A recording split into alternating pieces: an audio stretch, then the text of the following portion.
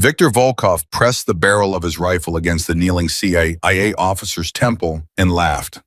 Not a nervous laugh, not a tactical bluff. A slow, deliberate laugh that told everyone watching through their scopes that he had already won. He looked directly into the drone feed he knew was watching and said in perfect English, "Send me your best. I will send them back in pieces." Then he chambered around. If you've never seen a man declare war on an entire nation with a single sentence, you haven't met Viktor Volkov, and you haven't met Claire Carter yet. Welcome back to the channel. If this is your first time here, hit subscribe right now and drop your city in the comments below. I want to see exactly how far this story travels. Now stay with me until the very end, because what Claire does next will change everything you think you know about courage. Forward Operating Base Viper did not welcome Lieutenant Claire Carter. It tolerated her, and there is an enormous difference between those two things.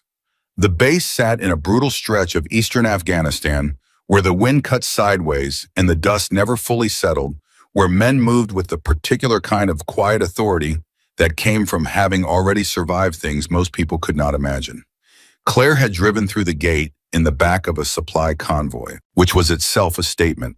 No escort, no ceremony, no one standing at the perimeter to acknowledge that a new operator had arrived. Just the gate, the dust, and the indifferent eyes of 2 sentries who looked at her. IDD looked at her face and said nothing worth repeating. She had a duffel bag on each shoulder and a rifle case in her right hand. The case was worn at the corners, the latches scratched from use, the kind of wear that didn't come from storage, but from field rotations. Claire noticed 2 men near the motor pool watching her walk across the compound. She did not look away from them. She kept her pace steady, her eyes forward, and she let them stare as long as they wanted. One of them said something she couldn't fully hear. The other one laughed. She kept walking. The operations building was a reinforced structure near the center of the base, and it was there that she received her unit assignment. Iron Wolf. The name meant something specific in the special operations community. It was not a designation handed to ordinary teams. Iron Wolf had a record that intelligence analysts spoke about in careful, measured language, because the full version of that record was still classified. Claire had read the unclassified summary 3 times on the flight in. She had memorized the key personnel. She had studied their operational patterns, their communication rhythms, their individual performance metrics as thoroughly as the redacted files allowed. She had done this not because she was anxious, but because preparation was the only honest form of confidence she had ever known. Master Chief Dominic Sullivan was the first Iron Wolf operator she encountered who acknowledged her directly. He was standing at the mission board when she entered, a large man with a face that had been rearranged by years and violence into something that no longer telegraphed emotion easily. He looked at her rifle case, looked back at her face. "You're Carter," he said. "Yes, Master Chief." "You were top of your class." "Yes, Master Chief." "Sniper qualification, surveillance, CQB secondary." "Correct." He studied her for another moment. "How many live deployments?" "This is my first combat rotation." Sullivan said nothing for 2 full seconds. Then he turned back to the mission board. "Commander Blake's been briefed. You'll get your assignment in the morning brief." "Understood." She expected him to leave it there. He didn't. Without turning around, he said, "Carter, this team has been in country for 14 months. Every operator on this team has buried someone they trained with. I'm not saying that to intimidate you. I'm saying it so you understand what kind of room you're walking into." Claire set her duffel bags down. "I understand, Master Chief." "Good." He still didn't turn around, because understanding it and being ready for it are 2 entirely different things.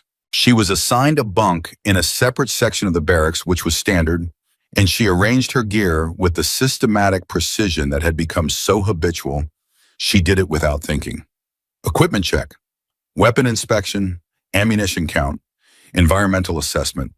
Her father had taught her the ritual when she was 11 years old, kneeling beside her in the garage of their house in rural Virginia, while he walked her through the maintenance of a bolt-action 308. He had been a patient teacher, and a precise one, a man who believed that attention to detail was not a personality trait, but a moral position. He had told her once that a person who is careless with a rifle is careless with a life, and that carelessness with a life is the one sin that cannot be walked back. She had never forgotten it. She never forgot anything he told her. He had died 2 years before she entered the program. She kept his photograph folded inside the cover of the small notebook she carried in her left breast pocket. She had not shown it to anyone. She would not. Morning brief arrived with the abrupt efficiency that characterized Iron Wolf's operational tempo. 8 operators gathered around a table covered with satellite imagery, terrain maps, and signals intelligence summaries. Claire took a position at the edge of the group. She did not push toward the center. She listened. Commander Nathan Blake ran the brief. He was not what she had expected. The file she'd read described him as decorated, effective, and unconventional in his mission planning, but files rarely captured the quality of a person's stillness.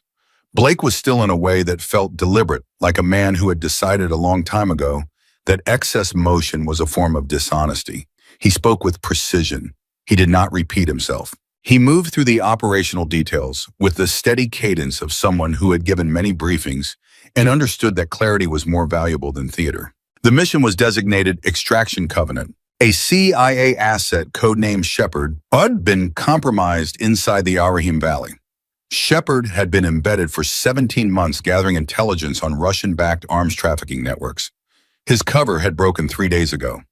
He was currently being held in a fortified compound 9 kilometers into the valley, surrounded by a hostile force estimated at 20 to 30 fighters, led by a former Russian Special Operations commander named Viktor Volkov. At the mention of Volkov's name, the room changed temperature. Claire noticed it immediately. Not panic, not fear, something more specific than either of those things. The particular alertness of men who had heard a name before and associated it with consequences. Sullivan crossed his arms. Corporal Raymond Hayes, who had been standing with the loose, slightly bored posture of someone enduring a briefing, he expected to contain no surprises, went very still. Blake continued. Volkov had commanded Russian special operations units in Syria and Ukraine before transitioning to private military work. He had engaged NATO-affiliated teams on 4 previous occasions. In 3 of those engagements, no NATO operators survived to give a full account of what happened. Intelligence was pieced together from drone footage and signals data. Volkov was disciplined, adaptive, and operated with the specific ruthlessness of a man who had concluded that restraint was a liability. Blake described the compound, the access routes, the anticipated defensive positions, the time window for extraction, which was narrow and dependent on a weather system moving through the valley that would degrade enemy air support capability and create a limited operational corridor. Then he said the name. Overwatch sniper for this extraction will be Lieutenant Carter. The silence that followed was of a very particular quality. It was not the silence of acceptance. It was the silence of men choosing in real time how to respond to something that surprised them. Claire watched their faces without appearing to watch their faces, a skill she had developed over years of operating in rooms where her presence was considered a statement before she had said a single word. Hayes looked at Sullivan. Sullivan looked at the table. One of the other operators, a man named Kowalski, whose file she remembered as a breacher with 2 purple hearts, exhaled in a way that was technically not a word, but communicated an entire paragraph. Blake said, Overwatch position is here. He indicated a point on the terrain map. 1,100 meters from the primary extraction point. Angle covers all 4 vehicle approaches and the main compound entrance. It is the controlling position for this operation. Hayes spoke. Commander, no offense to the lieutenant, but we're talking about 1,000-meter-plus position in wind conditions that are going to be unpredictable. That is not a position for someone on their first rotation. Blake looked at Hayes with an expression that contained no particular warmth. Your concern is noted, Corporal. Commander, I'm not trying to be disrespectful. I'm trying to talk. Your concern is noted. Blake's voice did not rise. It didn't need to. Are there other questions about the mission plan? There were not. After the brief ended and operators began moving to their respective preparation stations, Claire stayed at the table for a moment longer than necessary. She studied the terrain map. She calculated the elevation differential, the prevailing wind patterns based on the meteorological data, in the briefing package, the expected light conditions at insertion time. She did the math quietly in her head, checking it once then again. Sullivan approached her when the room had mostly cleared. Carter. Master Chief? He stood beside her and looked at the map. Not at her, at the map. That's a hard position. I've done Overwatch from difficult setups. What you're looking at there is a different category of difficult. I know. Wind in that valley is unpredictable. The terrain channels it in directions that don't match the meteorological data. You can calculate all you want and still get surprised. I know, Master Chief. He finally looked at her. I'm not saying you can't do it. I'm saying I want you to know that I know what I'm asking when I follow that order. Claire met his gaze. With respect, Master Chief, you're not asking. Commander Blake is asking. And my answer is yes. Sullivan was quiet for a moment. Something shifted in his expression, not approval exactly, but a recalibration. Get your equipment ready, he said. We move at 2,300. She spent the rest of the day in preparation. She field-stripped her rifle and inspected every component with the methodical attention her father had modeled for her. She checked her ammunition, examining each round individually, something most snipers did in training and abandoned in field conditions. She did not abandon it. She read the meteorological reports 3 times and cross-referenced them against topographical data for the Al Rahim Valley, building a mental map of how wind would behave at altitude, at valley floor, at the specific angles her position would require her to compensate for. Hayes found her in the equipment bay during the afternoon. He stood in the doorway for a moment before speaking. You know what the problem is with this setup? She didn't look up from her ammunition check. Which problem, specifically? Nobody on this team has worked with you. We don't know how you move. We don't know how you think under fire. We don't know if you're going to freeze or make a call that gets someone killed. That's accurate, Claire said. Hayes blinked. He had apparently expected either defensiveness or deference. He got neither. That's it. That's accurate. You don't know those things about me. I understand why that creates concern. She set down the round she was inspecting and looked at him directly. I also can't give you that information in a conversation. The only way you get it is the same way I earned every other qualification I have. You watch me work. And if what I see when I watch you work is someone who can't handle the pressure, then you'll have your answer, and it'll be a real answer instead of a guess. Hayes stared at her for a long moment. His jaw worked slightly like he was processing something uncomfortable. Then he walked away without responding. That, Claire thought, was probably as honest a conversation as she was going to get from him before the mission. The hours before insertion were quiet in the way that pre-mission hours always were, a quiet that had nothing to do with the absence of sound and everything to do with the compression of focus. Men became smaller versions of themselves in the best possible way, stripped down to function, to purpose, to the specific set of skills that had brought them to this particular moment in this particular place. Claire recognized the feeling intimately. It was one of the few contexts in which she had never felt out of place. She ate a meal she didn't taste. She hydrated on a schedule. She reviewed her firing solution calculations one final time and then put them away because at some point preparation had to become trust in what preparation had built. She took the photograph of her father from her notebook and held it for 30 seconds. Then she folded it carefully and put it back. Blake found her 40 minutes before mission launch. He did something she did not expect. He sat down across from her in the equipment room and was quiet for a moment before speaking, which meant he had come to say something that required care. You know why I chose you for that position, he said. It wasn't a question. She answered it anyway. Because it's the most critical position in the mission and you needed the best available asset for it. That's part of it. He leaned forward slightly. The other part is that I've read every performance report your training command produced. I've watched your qualification footage. I've looked at every shot record you have. Carter, your numbers aren't good for a first rotation sniper. They're not even good for an experienced sniper. They're historically unusual. She said nothing. But numbers aren't what I need out there. Blake's voice was steady. What I need is a person who can hold a position alone under fire with the entire weight of this mission, sitting on every trigger pull and not come apart. That's not a thing you can measure with numbers. No, sir? So tell me, can you do it? Claire looked at him. She thought about her father. She thought about every training evaluation she had endured under the skeptical eye of instructors who had expected her to fail and adjusted their expectations grudgingly, incrementally, never fully, always with the particular reservation of people who cannot quite believe what they're seeing even while they're seeing it. She thought about what it felt like to lie still in a firing position for 8 hours and feel the world slow down around her until the only thing that existed was the distance between the barrel and the target and the breath moving through her body like a tide. "Yes, sir," she said. "I can do it." Blake studied her for another moment. Then he stood. "Equipment check in 30. Full kit. Don't be late." She wasn't late. The full Iron Wolf team assembled in the staging area with the efficient, unhurried motion of operators who had done this enough times that the ritual of it had become its own kind of calm. Claire moved through the final kit check, confirmed her communications were clean, verified her position on the team movement plan, and settled her rifle across her body with the particular ease of a person who has carried a specific weight so many times it has become an extension of their own. Sullivan walked past her during the final check and said quietly enough that only she could hear, "Wind picks up after midnight in that valley. It comes from the northeast when it shifts. Don't let the initial readings make you comfortable." She nodded. "Thank you, Master Chief." He moved on without another word.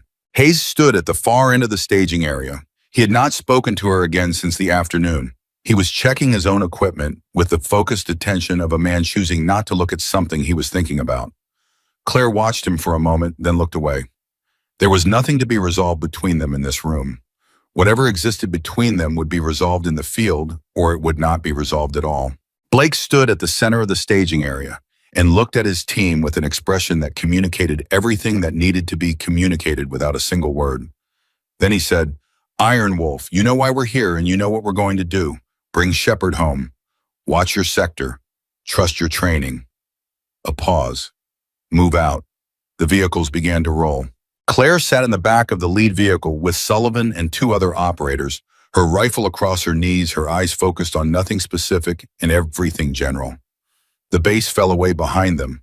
The valley waited ahead, invisible in the darkness, but present in everything, in the quality of the air, in the weight of what was coming, in the particular silence of men moving towards something they could not fully predict, but had chosen to face anyway. She thought about the 1,100 meters. She thought about Viktor Volkov. She thought about the CIA asset called Shepard, who was somewhere in that valley waiting in whatever kind of darkness captivity creates, holding on to whatever belief had kept him alive for the past 3 days. She thought about her father, who had told her once on a cold Virginia morning, with the rifle between them and the target at 300 meters, that the hardest part of any shot was not the mechanics, but the willingness. The willingness to be the person who does the thing that has to be done, regardless of whether anyone else believes you can. She was willing. The valley opened ahead of them like a held breath. She checked her rifle one final time and was ready. The vehicles stopped 2 kilometers from the valley entrance, and from that point, Iron Wolf moved on foot. Claire felt the shift the moment she stepped out, not in temperature, but in intention, the way the air pressed differently when you were moving towards something that could kill you. She adjusted the rifle across her back and fell into the movement pattern without being told where to position herself. She had memorized the team's tactical formation from the mission brief. She knew her place. Sullivan was on her left, 3 meters back. Hayes was forward on the right flank, moving with the efficient, almost mechanical stride of someone whose body had learned to conserve energy without being told to. The 2 other operators, Kowalski and a quiet man named Reyes, who had not spoken a single word to her at any point, moved with the same disciplined economy. Blake led from the front. He did not look back to check on her. She noted that. It was either confidence in her ability to keep pace or indifference to whether she did. She chose to read it as the former and move accordingly. The intelligence package had placed the compound 9 kilometers in. Claire's overwatch position was on a ridge that required her to separate from the main element at the 2-kilometer mark inside the valley, move independently up a lateral slope, and establish her position before the main team reached the compound perimeter. That gave her a separation window of approximately 40 minutes. 40 minutes alone in darkness, moving up terrain that the topographical map showed as steep and irregular, carrying a rifle system that weighed with the full optics and suppressor assembly just over 14 pounds. She had done longer climbs with heavier loads. She reminded herself of this exactly once, and then stopped reminding herself of things because that kind of internal management was itself a distraction. At the separation point, Blake stopped and turned to face her. He said nothing. He simply held eye contact for 2 seconds, which was the operational equivalent of a full speech from most commanders she had served under. She gave him a single nod. He returned it. She peeled off from the element and moved toward the ridge. The first thing she noticed when she was alone was how completely and utterly alone she was. Not in the emotional sense, in the tactical sense. No radio chatter to track the team's movement. No peripheral awareness of other bodies creating sound and motion that told your nervous system the team was intact. Just her, the slope, the darkness, and the weight of the rifle. She climbed. The terrain was worse than the maps had suggested, which was almost always true of terrain in the Al Rahim Valley according to the operational notes she had read. The eastern slope shifted between loose shale and compacted dirt in a pattern that made footing unpredictable. 3 times she placed a foot and felt the surface given a direction she hadn't anticipated. Each time she corrected without slowing, without grabbing for a handhold, without making the kind of noise that would carry in the still night air before the wind came up. Sullivan's warning lived in the back of her mind. Wind picks up after midnight in that valley. It comes from the northeast when it shifts. She checked her watch. 11:47, 13 minutes. She moved faster. The ridge was not a clean, elevated platform. It was a fractured surface of broken rock, with multiple low points and angles, none of which matched the simplified representation in the satellite imagery with complete accuracy. Claire worked through it quickly, assessing each position against her mental model of the compound's location and the angles she needed to cover. She settled finally on a position behind a natural rock formation that gave her a prone support surface and a clear sight line down into the valley floor below the compound's main approach. She got into position, extended her bipod, and settled the rifle. Range check to the compound gate 1,140 meters. She verified the figure against her pre-calculated firing solution and made the adjustments. Elevation, wind hold, which was still theoretical because the wind had not yet shifted. She dialed in the turrets with the small, precise movements her father had spent years drilling into her until they required no conscious thought. Then the wind shifted. It came from the northeast exactly as Sullivan had said, and it came with a force that the meteorological data had not fully captured. Not a catastrophic shift. Not the kind of thing that would have surprised a careless sniper into a miss, but enough that her established hold was now 2.5 minutes of angle, insufficient for the true condition. She made the adjustment. Then she made it again when the wind changed direction, slightly testing, probing the way wind did in channeled terrain. She settled. She waited. The radio crackled softly in her earpiece. Blake's voice compressed and quiet. Iron Wolf radio check. All elements sound off. One by one, the team confirmed position. Sullivan, Hayes, Kowalski, Reyes. Then Blake himself on a different frequency to higher command. Iron Wolf sniper position confirmed, Blake said. Iron Wolf sniper, position set, overwatch is live. A pause, then Sullivan's voice not on the command channel but on the team channel, quieter. Good position, Carter. She said nothing. She was already somewhere else in her mind in the particular focused state that overwatch demanded, where the world narrowed to the diameter of her scope and everything outside it became secondary information. Down in the valley, Iron Wolf moved toward the compound. She tracked them in her scope, not on a firing solution, but on a monitoring track, watching their approach angles, noting their spacing, cataloging the environmental conditions around the compound perimeter. 2 sentries were visible at the main gate, one on the roof line of the primary structure, one in a vehicle at the north approach that her angle could cover cleanly. 4 visible. Intelligence had estimated 20 to 30 total. The math of that gap lived uncomfortably at the edge of her awareness. Blake's element reached the 200-meter mark from the compound perimeter. They went static, waiting for the signal window that would tell them the internal extraction contact had disabled the compound's communication system for the 60-second window they needed to move. Claire held her breath and then released it. Held it again. Released it. The sentries at the gate were rotating. She tracked the rotation timing. 14 seconds between full turns. That was the movement window Blake would use to get his element to the wall. Then something changed. The sentry on the roof line stopped moving. Just stopped.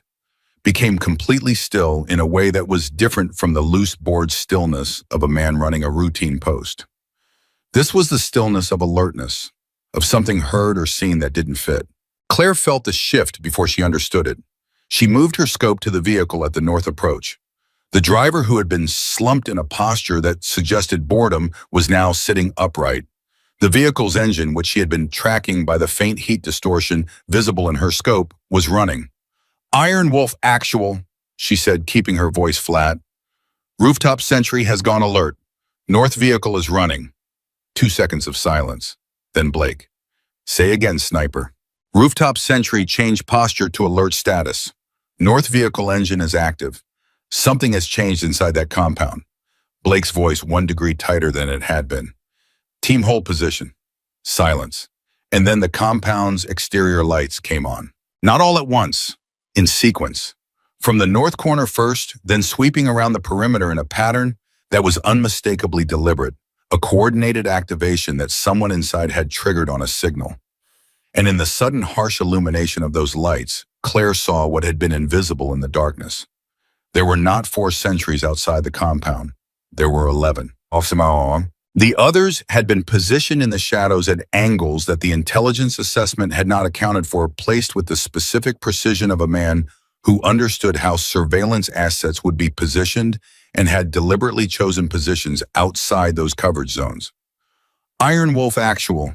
Her voice was completely level. "Compound is lit. I'm counting 11 external sentries." "Repeat 11 external. This is a prepared position. Volkov knows we're coming." The silence that followed lasted exactly 4 seconds. Then Hayes on the team channel, in a voice that contained more information in its tone than in its words. "Oh, hell," Blake said. "All elements execute contingency. Now." What happened next happened very fast. The compound's main gate opened, and a technical vehicle, a pickup with a heavy machine gun mounted in the bed, rolled out and accelerated in the direction of Blake's element. At the same time, from a position 200 meters to the west that had not appeared in any of the intelligence imagery, a second vehicle emerged and began moving to cut off the team's withdrawal route. And from the roofline of the compound, 3 men with RPGs stood up. The trap had not just been set, it had been timed. "Iron Wolf Sniper," Blake said, and his voice was the calmest thing in the entire valley at that moment. "Engage the RPG positions. Now." Claire was already on the first one. The wind was coming from the northeast at 11 miles per hour with a gusting variance she had been tracking for the past 20 minutes. Her elevation was dialed. Her position was stable. The first RPG operator was at 1,160 meters, slightly farther than her calculated primary position, but within her verified effective range. She exhaled half a breath and held it. She pressed the trigger. The rifle moved. The sound went into the suppressor and came out as something that was still a report, but a reduced one. Downrange, the first RPG operator dropped. She was already cycling the bolt. Second target. The movement of acquiring the second man took less than 2 seconds. He had started to turn toward where the first shot had come from, which was an instinct that was going to cost him, because turning meant presenting his chest instead of his side. She fired. He went down. The third man did something disciplined and dangerous. He dropped flat and rolled behind the roofline parapet instead of running or freezing. "Smart." She lost the angle. "2 RPG positions neutralized," she said into the radio. "Third has gone to cover. Tracking." "Machine gun technical, north approach," Blake said. "Can you take the vehicle?" "Angle is narrow. Give me a second." She shifted her position 6 inches to the right, which was the maximum she could move, without compromising her concealment. The angle to the technical's vehicle opened by just enough. The fuel tank was behind the rear wheel well on the driver's side. She fired twice. The vehicle's rear end lifted, and the sound arrived at her position 3 seconds after the event, a deep concussive report that she felt in her sternum before she heard it clearly. From the team channel, Kowalski's voice. "Vehicle is down. North approach is clear." "Second vehicle is still moving," Reyes said. "It's cutting the withdrawal route." Claire was already moving her scope. The second vehicle was farther angled, badly moving fast. She tracked it. At 1,310 meters, moving at what she estimated as 40 kilometers per hour on a lateral track, she was looking at the most difficult shot she had ever been asked to take in live conditions. In training, she had taken moving targets at 1,100 meters, the additional 210 meters under these wind conditions. At this angle, changed the mathematics of the shot substantially. She heard Hayes on the team channel. "Sniper, if that vehicle closes the withdrawal route, we are going to have a problem." She did not respond. She was in the place where words did not exist. Just distance, motion, wind, and the geometry of interception. She calculated the lead. She adjusted for the wind variance that had been running at a slightly higher rate in the past 3 minutes. She factored the downhill angle. She fired. The vehicle swerved hard. The driver had been hit or panicked at the sound of the round impacting the engine compartment. The vehicle went sideways and stopped moving. Reyes said, "Withdrawal route is clear." Blake said, "Iron Wolf pushed to the compound. We have a window. Move." The next 4 minutes were the most demanding of her life to that point. Not the most dangerous, though they were that too, but the most demanding in the pure cognitive sense. Iron Wolf was pushing into the compound while remaining enemy fighters in the valley and on the perimeter were responding, repositioning, finding angles. Every time she acquired a position that threatened the team's movement, she was making calculations in fractions of seconds under conditions that were changing constantly. She dropped a man moving to flank the team's left element. She redirected fire from a prepared position to the northeast that had been concealed until the main element was inside the compound perimeter. She tracked the third RPG operator, who had come back up from cover and was relocating along the roofline toward a better angle.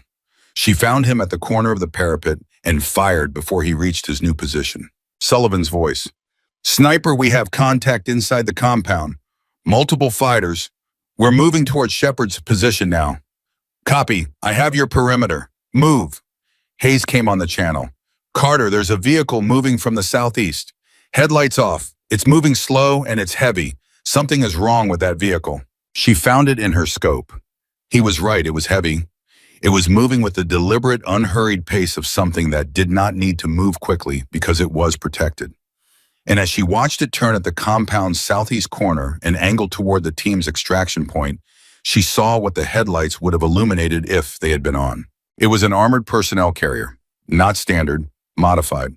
The thermal profile through her scope showed it was equipped with external sensor packages she recognized from intelligence briefings on Russian tactical vehicle upgrades. Thermal imaging, active sensors, designed specifically to make conventional sniper concealment ineffective. She stared at it for a moment that felt very long. She could not stop that vehicle from her current position with her current ammunition. The angles were wrong and the armor was wrong, and the ammunition she carried was designed for human targets, not for penetrating the plating she was looking at. Blake said on the command channel, his voice carrying the first edge she had heard from him. "Sniper, I need that vehicle stopped. Shepard is being moved to extraction. If that APC reaches the extraction point before we do, we lose him and we lose operators. Talk to me." She stared at the APC. She said, "Commander, I need to change position." A pause. "Explain." "From my current position, I cannot engage that vehicle with effect. There is a secondary position 200 meters north along this ridge that gives me a direct angle on the sensor array at the front of the vehicle. If I can destroy the sensors, the vehicle goes effectively blind. It will stop or slow to avoid running into friendly positions. But I have to move to get that angle." "How long?" 4 minutes. Another pause. She could hear distantly through the radio the sounds of the team fighting inside the compound. "Carter." Blake's voice was different now. Not the commander voice, something more direct. "If you move and they reacquire your position while you're exposed on that ridge, there is no extraction for you. You understand what I'm saying?" "Yes, sir."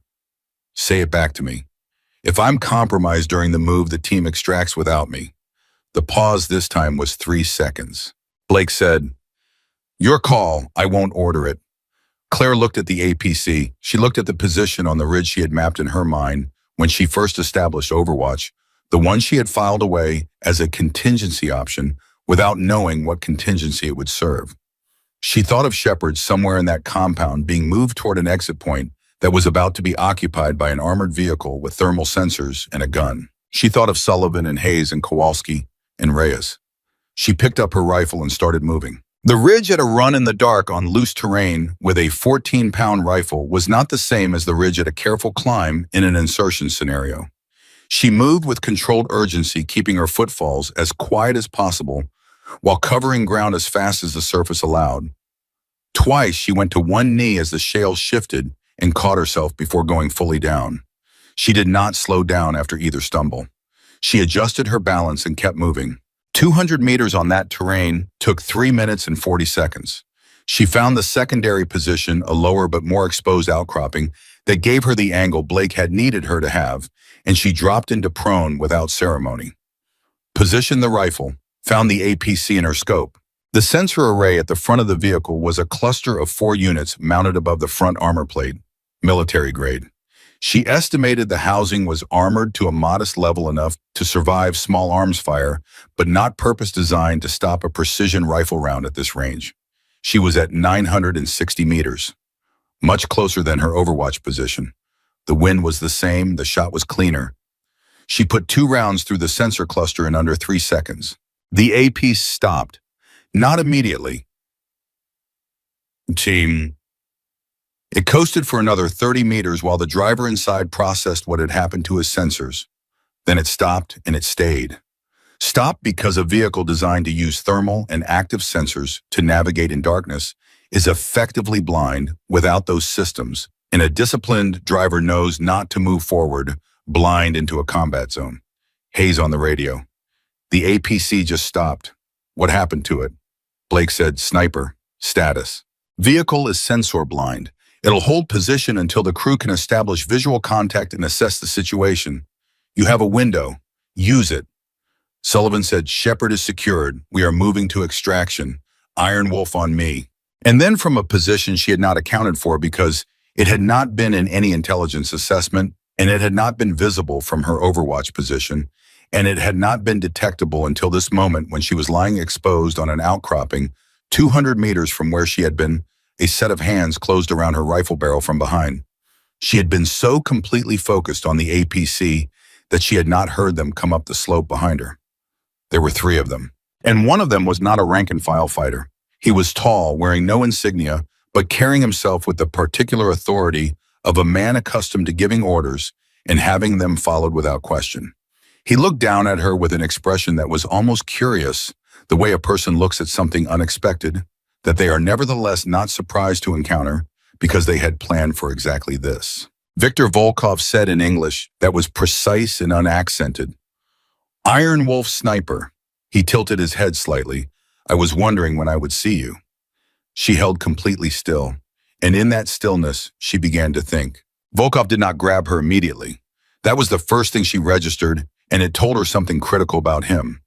A man who rushes to physically control a disarmed opponent is a man operating on instinct.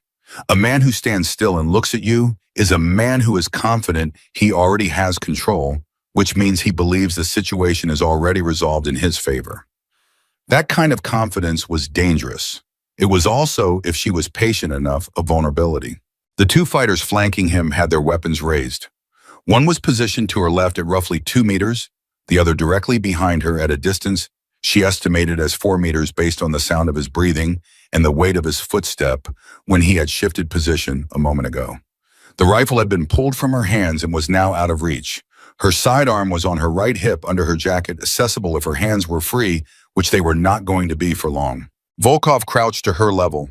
He was unhurried about it the way a man is unhurried when he has nowhere urgent to be. You took my sensors, he said. That was a good shot. Both rounds through the cluster at this range and this wind. He paused. Your file says you are a first rotation operator. That is either a lie or something more interesting. She said nothing. The team is extracting now, he continued. Shepard is with them. I knew they would get through once the compound security was degraded. I planned for that.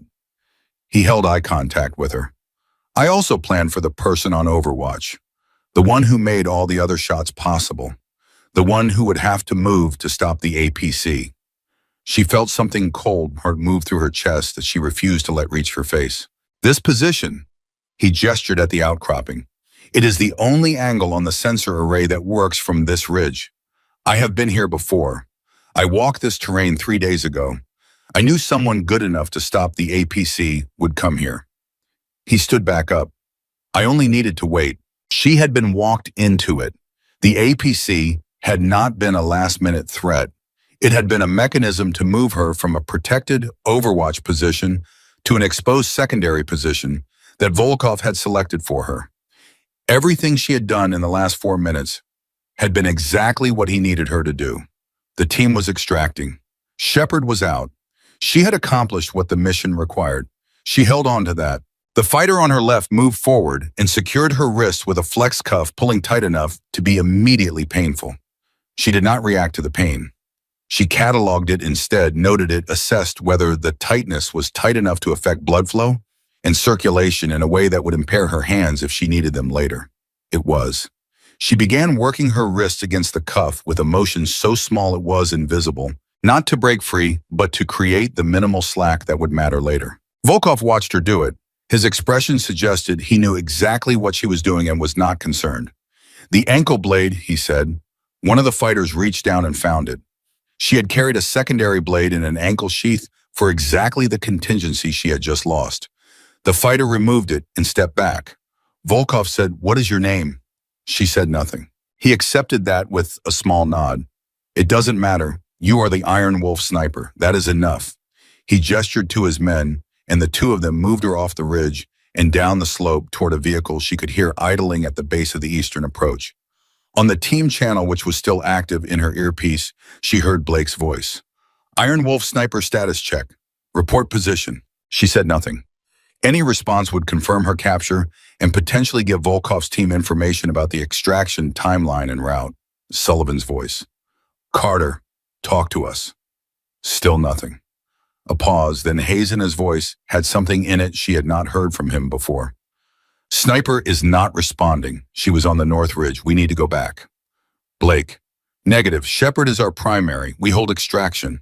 Hayes again, and the something in his voice was sharper now. "Commander, she stopped the APC. If she hadn't moved to that position, we would be pinned right now. We can't just..." "Hayes." Blake's voice was quiet and absolute. "Hold extraction. That is an order." Silence on the channel. Clara was put in the back of a vehicle, not a military transport, a civilian truck modified with a cargo cage in the bed, the kind of anonymous vehicle that moved through rural Afghanistan without attracting the particular attention that military equipment drew. She noted the modification. She noted the way the cage was constructed, welded steel rebar on a frame, the welds inconsistent in quality, some clean and some rushed. She filed it.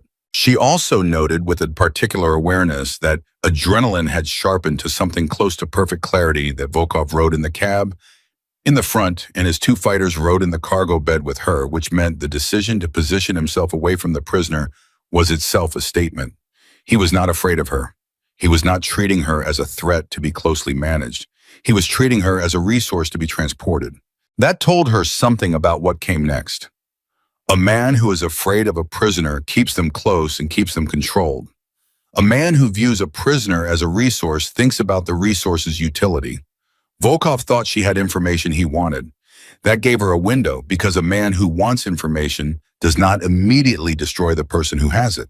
She had time. The drive lasted what she estimated as 35 minutes on a route that involved 3 turns and at least one significant elevation change based on the angle of the truck bed and the engine's sound underload.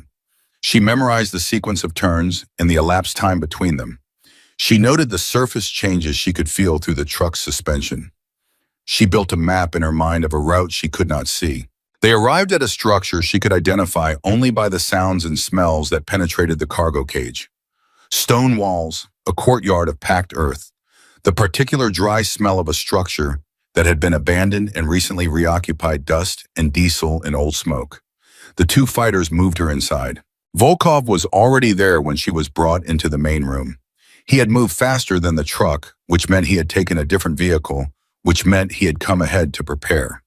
She cataloged that too. The room had a support column in the center, her thick stone, and she was secured to it with her wrists bound behind the column rather than in front of her body. That was a significant change. With her wrists behind a column, she could not access the flex cuffs with her hands or her teeth, and her mobility was reduced to essentially nothing. Whatever minimal slack she had been working into the cuffs during transport was still there, but it was now considerably less useful. She checked the column with the back of her hands as subtly as she could. Solid. It was structural, not decorative. Attempting to work through it physically was not an option. Volkov sat across from her. He had water, and he drank some of it and did not offer her any. Not a cruelty, a calculation. Thirst is a tool. I will tell you what I want, he said, and I will tell you exactly what I will do to get it. I have found that honesty at this stage saves everyone a great deal of time and pain. Not all of the pain, just most of it. She looked at him steadily. Your team's extraction route, he said, the Chinook landing zone, the timeline for the next window, and the backup communication frequency your command uses when primary goes down. The extraction route and landing zone were the critical pieces. If Volkov had those, he could position forces to intercept the team and Shepard before they reached safety. Everything she had accomplished, every shot, every calculation, every choice she had made on that ridge would be undone. She said, I'm not going to give you those things. Volkov looked at her for a moment. He did not look angry. He looked, if anything, slightly disappointed. I know, he said, but you will eventually. Everyone does. The body is not as disciplined as the mind. The mind says hold, but the body has its own vote, and eventually the body wins. He nodded to one of his fighters. What followed was methodical and deliberate, and she was not going to describe it to herself while it was happening, because description was a form of distance, and she needed not distance, but presence.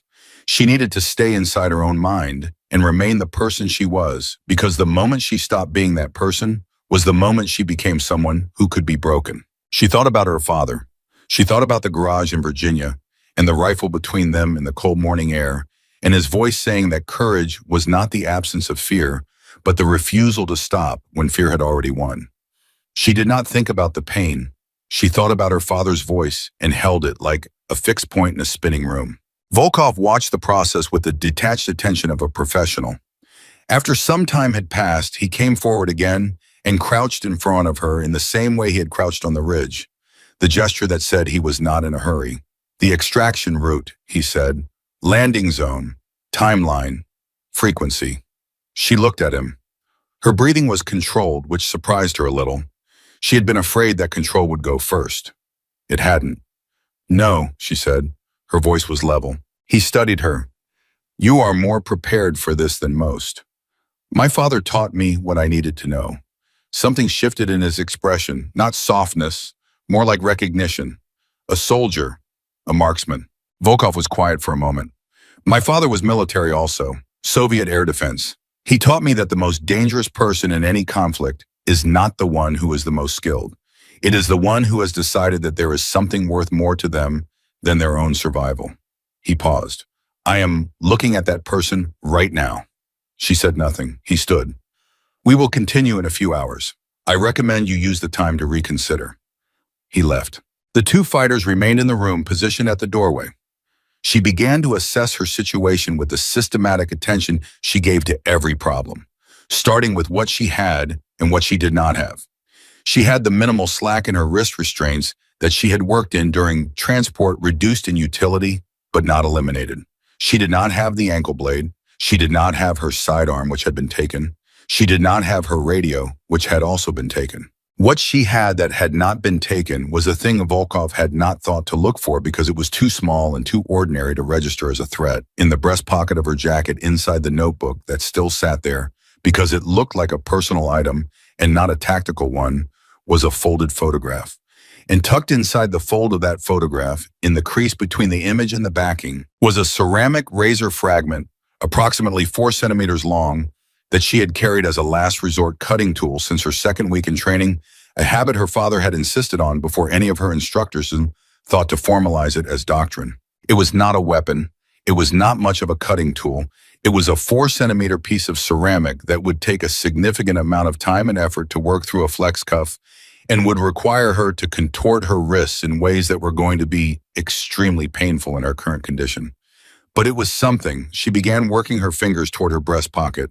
On the radio channel, which had gone silent after Blake's extraction order, a transmission came through in a burst format she recognized as an encoded short message package from higher command.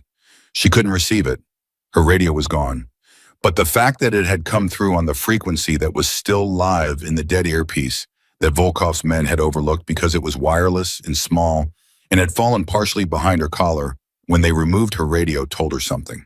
The earpiece was still there. She could not transmit. She might be able to receive. She held still and listened.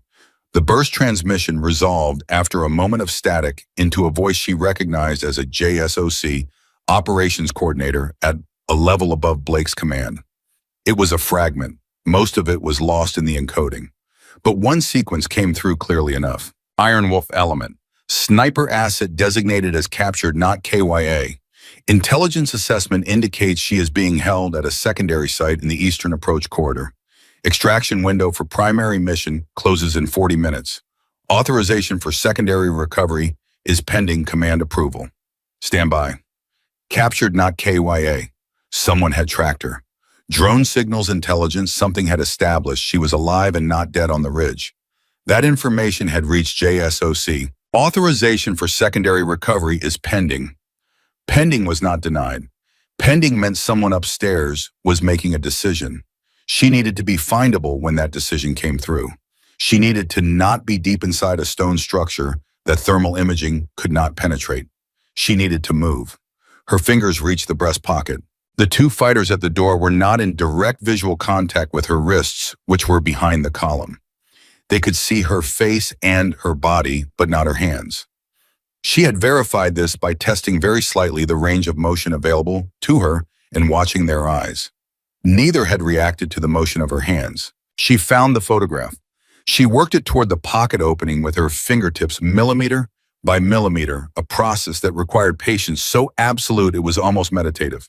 She thought of firing solutions, of the moment before the trigger breaks, when the whole world narrows to a single point and everything else falls away. This was that moment, extended and slow and conducted entirely through the tips of her fingers behind a stone column. The photograph reached the pocket opening. She worked the ceramic fragment free from the fold. She got it between her fingers. She began. The flex cuff material was not steel. It was hardened polymer, and hardened polymer applied correctly by a sharp edge under consistent pressure would eventually give way. The word eventually was doing a great deal of work in that sentence. She estimated the time required as somewhere between 20 and 40 minutes, depending on the angle she could maintain and the consistency of pressure she could apply, both of which were constrained by her position and by the pain that flared every time she rotated her wrist past a certain point. She applied consistent pressure, and she breathed, and she thought about her father, and she did not think about the time. 12 minutes into the process, one of the fighters left the room. She did not know why, and she did not look toward the door to check. She kept her eyes forward, her expression neutral, her hands moving in the same patient rhythm behind the column. 8 minutes after that, the remaining fighter's radio produced a burst of communication in Russian that she could not fully translate but parsed enough of to understand the meaning. Something had happened outside. Something that required attention. The fighter looked at her. He made the calculation that most guards make, the calculation that a bound prisoner attached to a stone column does not represent an immediate risk that justifies leaving a post undefended. He was wrong, but she did not give him any information that would correct his assessment. He left. She worked faster. 3 minutes later, the cuff gave way. She moved with the complete deliberateness of someone who knew that speed without direction was just chaos, and chaos got people killed. She took the photograph from the pocket first and held it for 1 second, not looking at it, but knowing it was in her hand. And then she replaced it carefully because even now, even here, there were things worth protecting. She assessed the room. One exit she had confirmed, possibly more based on the structure's size. She moved to the doorway and listened for 4 full seconds. Voices outside and to the left. 2 of them. Moving away, she went right.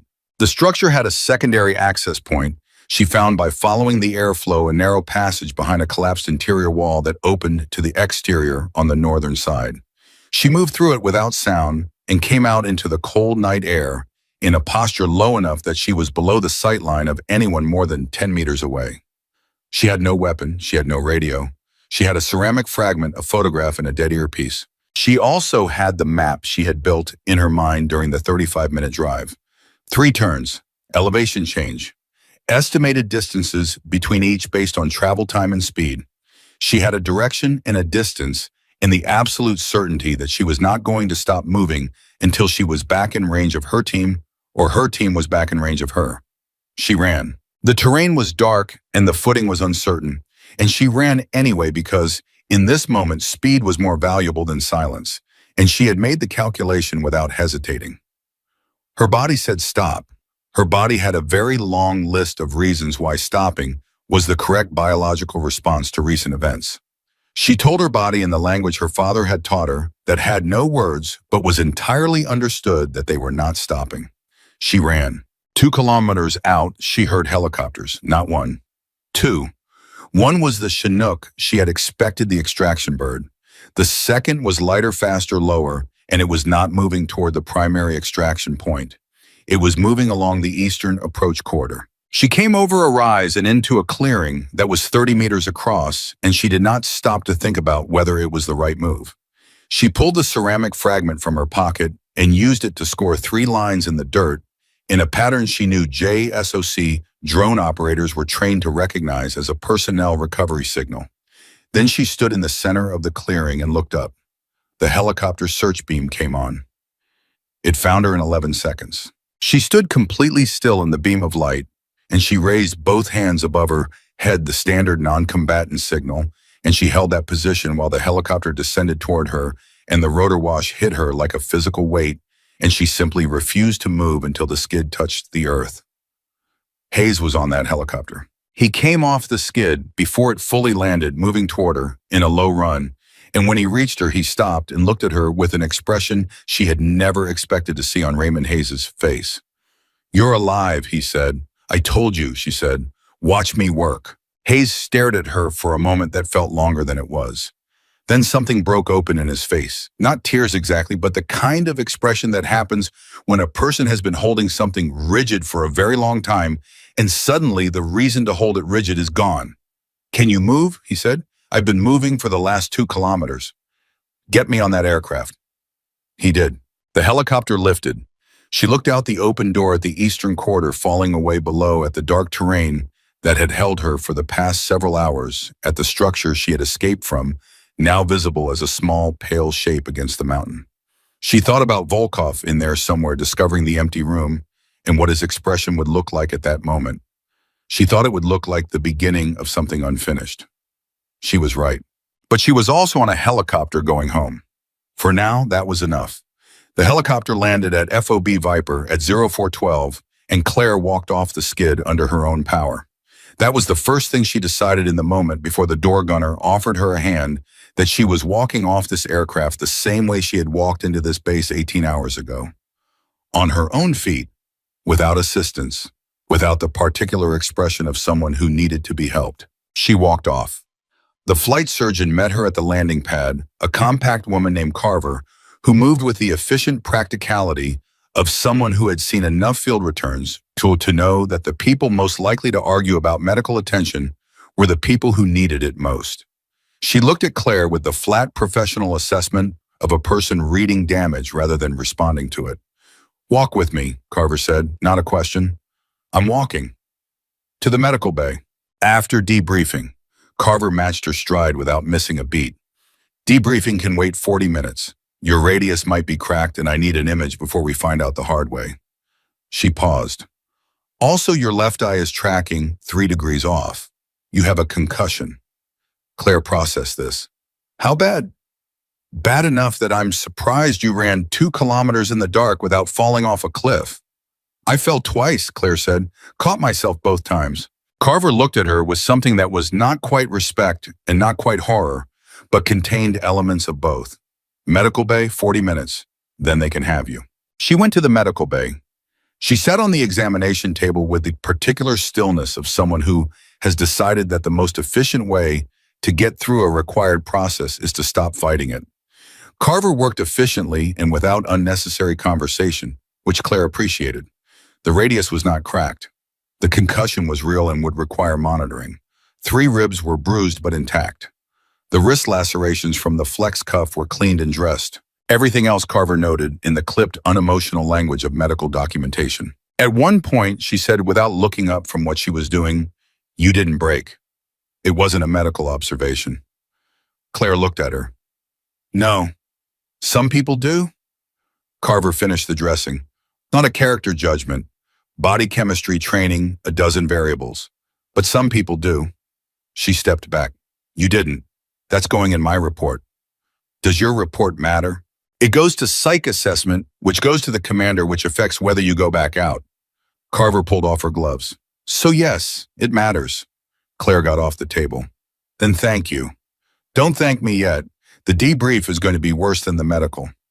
She was not wrong. The debrief was conducted in the operations center by Blake and a CIA officer named Dorian, who had arrived on a separate aircraft sometime during the operation and whose presence at FOB Viper had not been announced to the team in advance.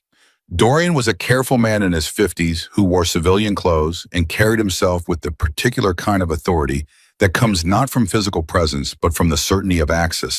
The manner of a person who is accustomed to operating at a level where information determines outcomes, and he has always been the person who controls the information. Sullivan was in the room. Hayes was not. Blake had positioned himself at the end of the table with Dorian to his left, and there were two additional personnel. Claire didn't recognize one in uniform and one not. She sat down. Blake said, "Before we begin, Extraction Covenant achieved its primary objective. Shepard is secure and already out of theater. That is because of what this team did tonight. That is on the record first." Dorian looked at her with the assessing patient look of someone reading a document they intend to find discrepancies in. "Lieutenant Carter, walk me through from the point of capture." She walked him through it. She kept her language precise and sequential. Capture on the North Ridge. Vehicle transport estimated 35 minutes, 3 turns, significant elevation change. Arrival at secondary structure. The room, the column, Volkov's questions, her refusal, the escape timeline. Dorian stopped her at the escape. "The ceramic fragment," he said. "Where did you carry it?" "Breast pocket, inside a personal item." "The notebook?" "Yes." "Why wasn't it found during the search?" "It was inside a folded photograph. The search was thorough for weapons and electronic equipment. The photograph registered as a personal item without tactical application." Dorian was quiet for a moment. "Volkov searched you personally?" "His fighters searched me," he observed. "And he asked specifically about the extraction route, landing zone, extraction window, backup frequency?" "Yes." "He asked for 4 specific pieces of information. Not a general extraction inquiry, 4 specific pieces." Dorian leaned forward slightly. "Lieutenant, that level of operational specificity about an Iron Wolf extraction implies he had advanced knowledge of our mission structure.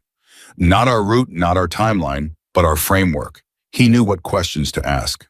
The room temperature dropped by several degrees without the actual temperature changing at all.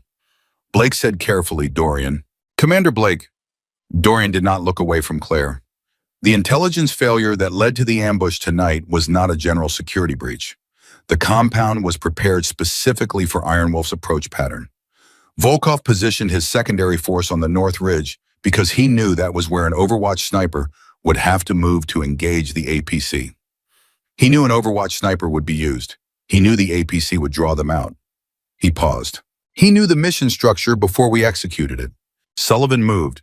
Not dramatically, just a slight forward lean that was the physical equivalent of a person changing their mind about sitting still.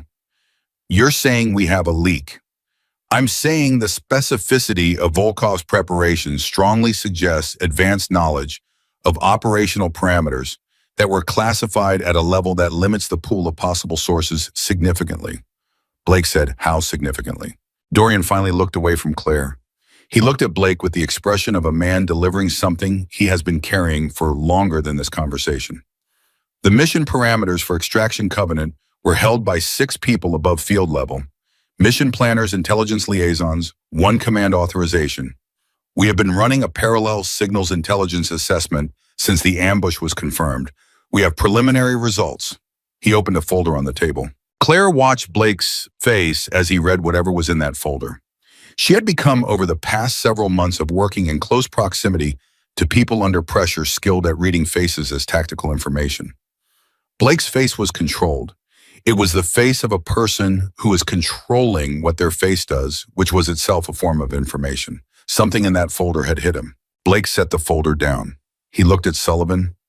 Sullivan looked back at him with the patient, watchful expression of a man waiting for a thing he already suspects. "The preliminary signals assessment," Blake said, his voice completely level. identifies a contact pattern between a source inside our command structure and an external communications node that traces to Volkov's operational network. The contact pattern began approximately 3 weeks ago. He stopped. Sullivan said, "Who?" Blake said a name. The name was not one Claire had heard before. It was a logistics coordination officer attached to JSOC's theater command, a man named Preller, who processed operational parameters for authorization and had access to mission frameworks across multiple active Iron Wolf operations. Not a field operator, not someone she had met, someone who existed in the administrative layer that field teams depended on and rarely thought about. Sullivan's jaw moved once. Then he was still. "Where is he now?" Sullivan said. "In custody as of 3 hours ago," Dorian said. The arrest was timed to coincide with mission completion to avoid any chance of him alerting Volkov's network before Shepard was clear. He folded his hands on the table. He gave us the exfil timing for tonight's operation. He gave Volkov the Overwatch Doctrine and the APC contingency protocol. He is why the North Ridge was covered.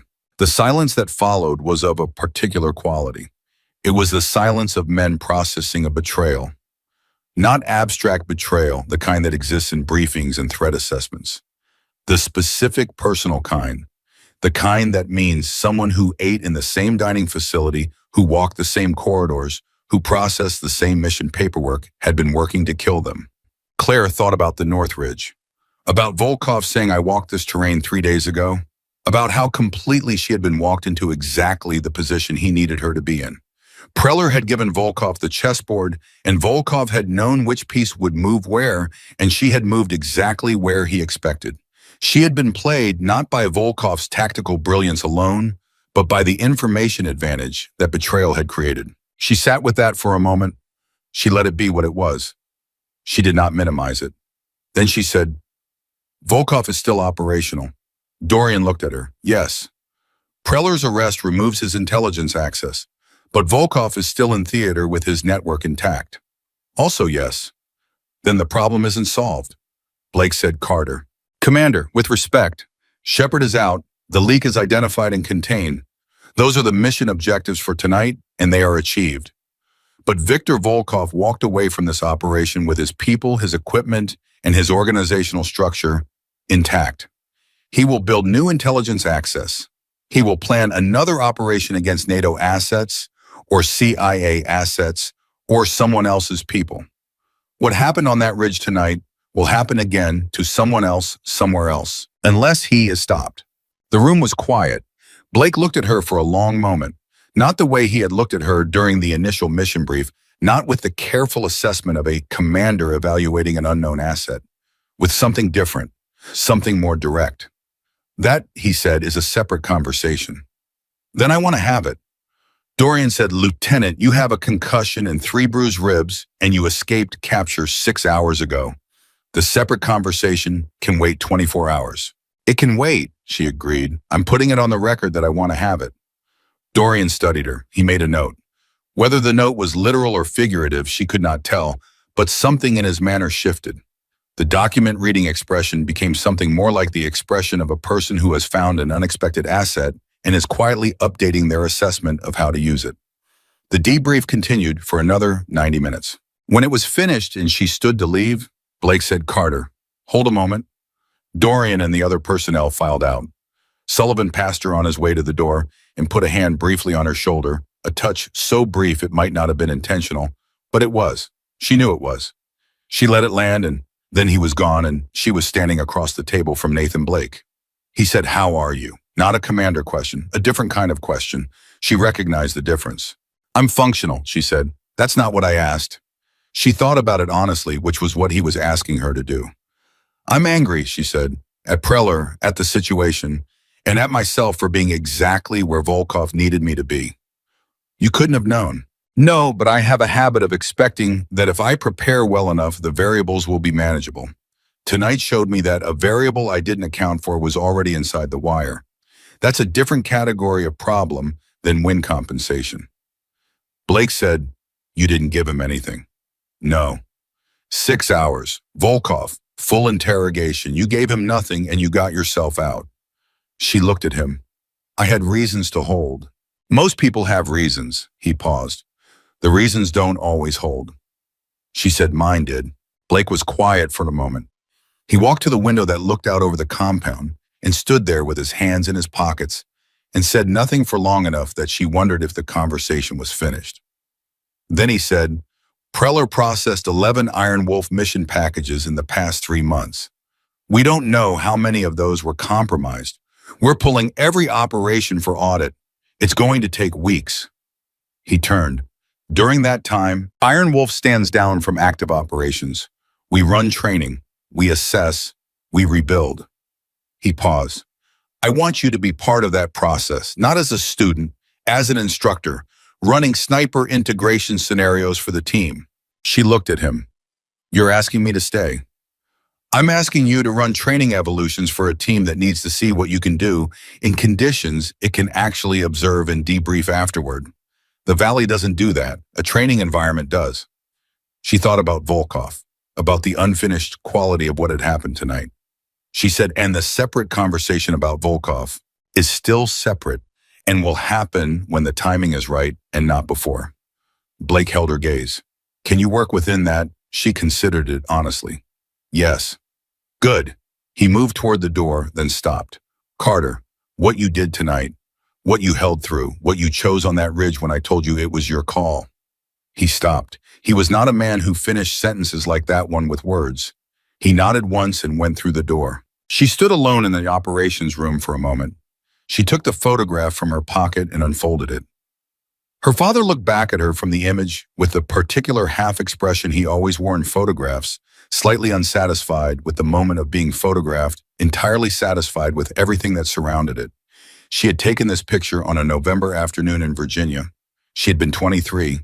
He had been 58 and healthy and entirely himself. She looked at him for 30 seconds. Then she folded the photograph and put it back. She went to find Hayes. He was in the equipment bay, which was where she had found him before the mission, and he was doing what he always seemed to do in that room, managing his equipment with focused attention as a way of managing whatever else was happening inside him. He looked up when she came in. He looked at her the way he had looked at her coming off the helicopter, with the open, slightly undefended expression of a man who has updated his position and hasn't fully rebuilt the wall around it yet. She said, "You came back for me."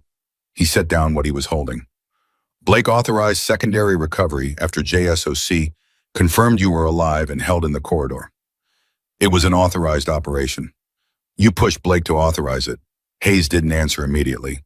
I said what I thought was the right call. I know. She paused. You didn't have to do that, given your position on my capability before this mission. He looked at her steadily. My position before this mission was that I didn't know your capability. I said so at the time. He stopped. I was also wrong about some of it. Not all of it. Some of it. What part were you wrong about? The part where I thought the numbers on paper were the question. He picked up what he'd set down and turned it in his hands, not using it, just holding it the way people hold things when they're working through something verbally. The question was whether you'd hold when it mattered, whether you'd make the call when the call was yours to make. He set it down again. You answered it. She said, for what it is worth, your position on my first rotation status was not unreasonable. The concern was valid. The conclusion was wrong, but the concern was not. He looked at her. Is that your way of saying we're square? It's my way of saying the conversation we're having now should have been possible before we went into the valley. It wasn't. That's on both of us. Hayes was quiet for a moment. Then something shifted in his face, not quite a smile, but the architecture of one. You know what the problem with you is? Several things, probably.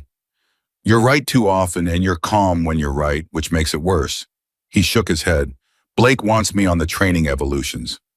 He said you're running sniper integration. He just told me.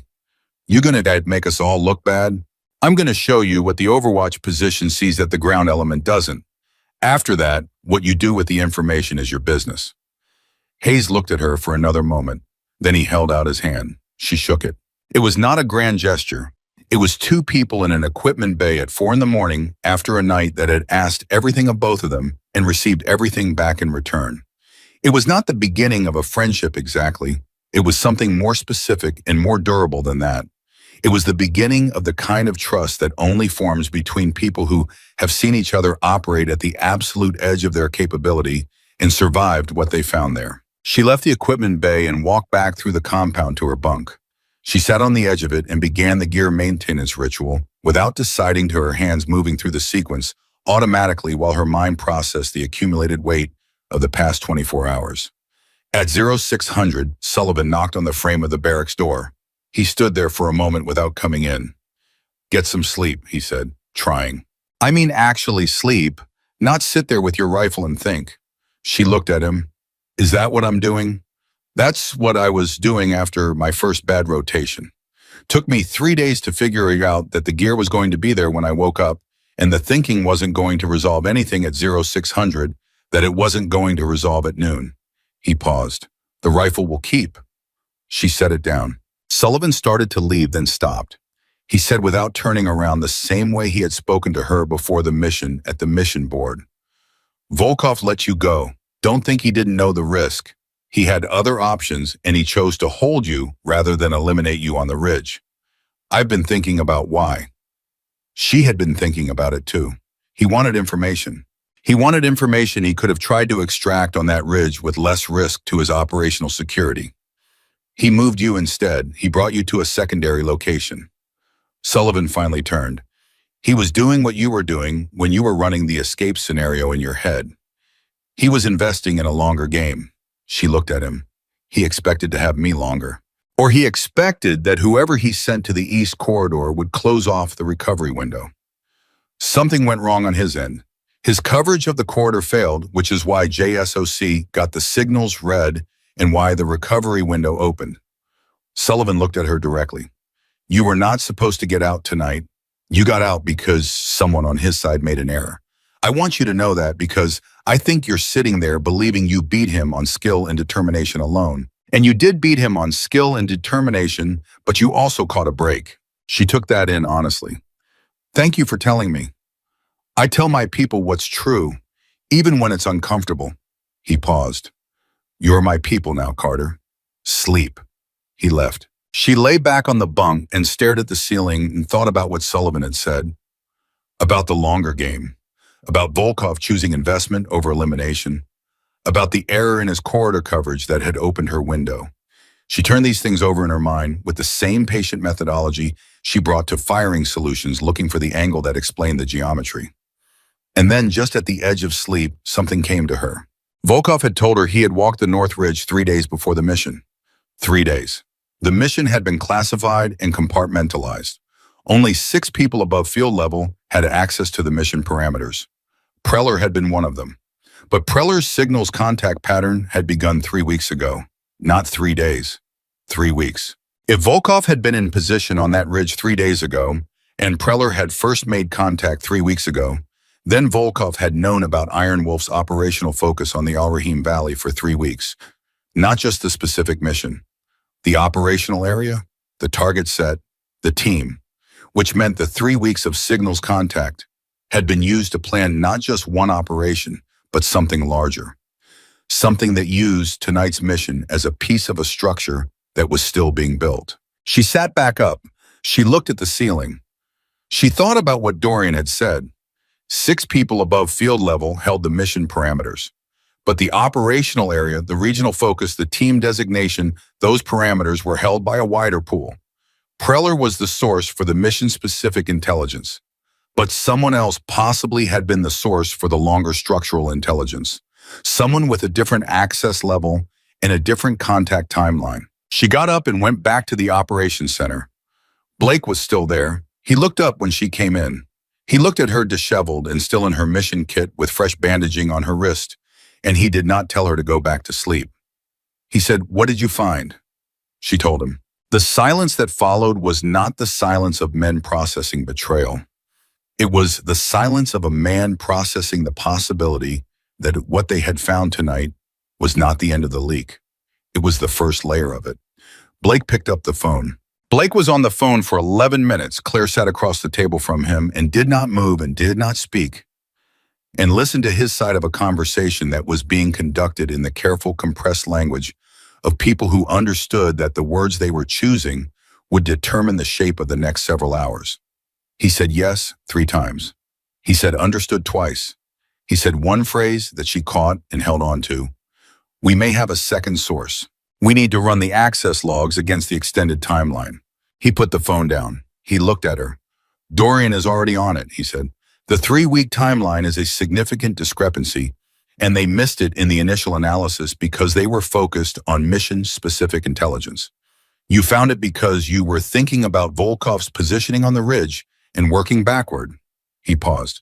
That is good counterintelligence thinking for someone whose primary specialty is shooting people at extreme range. She said, if there's a second source, Preller's arrest didn't close the vulnerability. Volkov still has access to something. Possibly, we don't know what level yet. Dorian's team is running it now. Blake stood and walked to the window again. It was becoming a habit she associated with him processing things he hadn't finished thinking about. You should sleep. You said that already? It was true already. He turned. Carter, the analysis you just gave me is exactly right, and it will be worked by people who are specifically trained and resourced for this kind of investigation. You don't need to solve it tonight. I know. But you're going to sit here and think about it anyway. Probably. He looked at her with the expression of a man who recognizes himself in someone else and finds it more irritating than comforting. Then sit here and think about it. I'll have someone bring coffee. She slept at 0800 and woke at 1400 and felt the concussion as a dull, persistent weight behind her left eye that Carver had told her would last 3 to 5 days. She ate hydrated, reported to Carver for the morning monitoring check, and then went to the operations center to find out what 6 hours had produced. What 6 hours had produced was a name she did not know and a rank she did not expect. The second source was not a logistics officer. The second source was a signals intelligence analyst attached to the regional command at a level that gave her access not just to mission parameters, but to the full operational picture of Iron Wolf's activities in the theater for the preceding 3 months. Her name was Hargrove. She had been with the command for 8 months.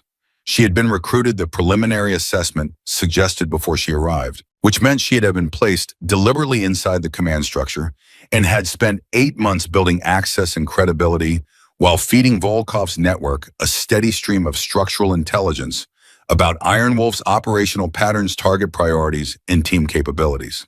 Volkov had not been reacting to Iron Wolf. He had been studying them, building a model of how they operated. An extraction covenant had been the operation he had designed to test that model under live conditions with Claire as the variable he was most interested in understanding. Dorian delivered this assessment in the operations center at 1500 with Blake Sullivan and 2 additional JSOC personnel present.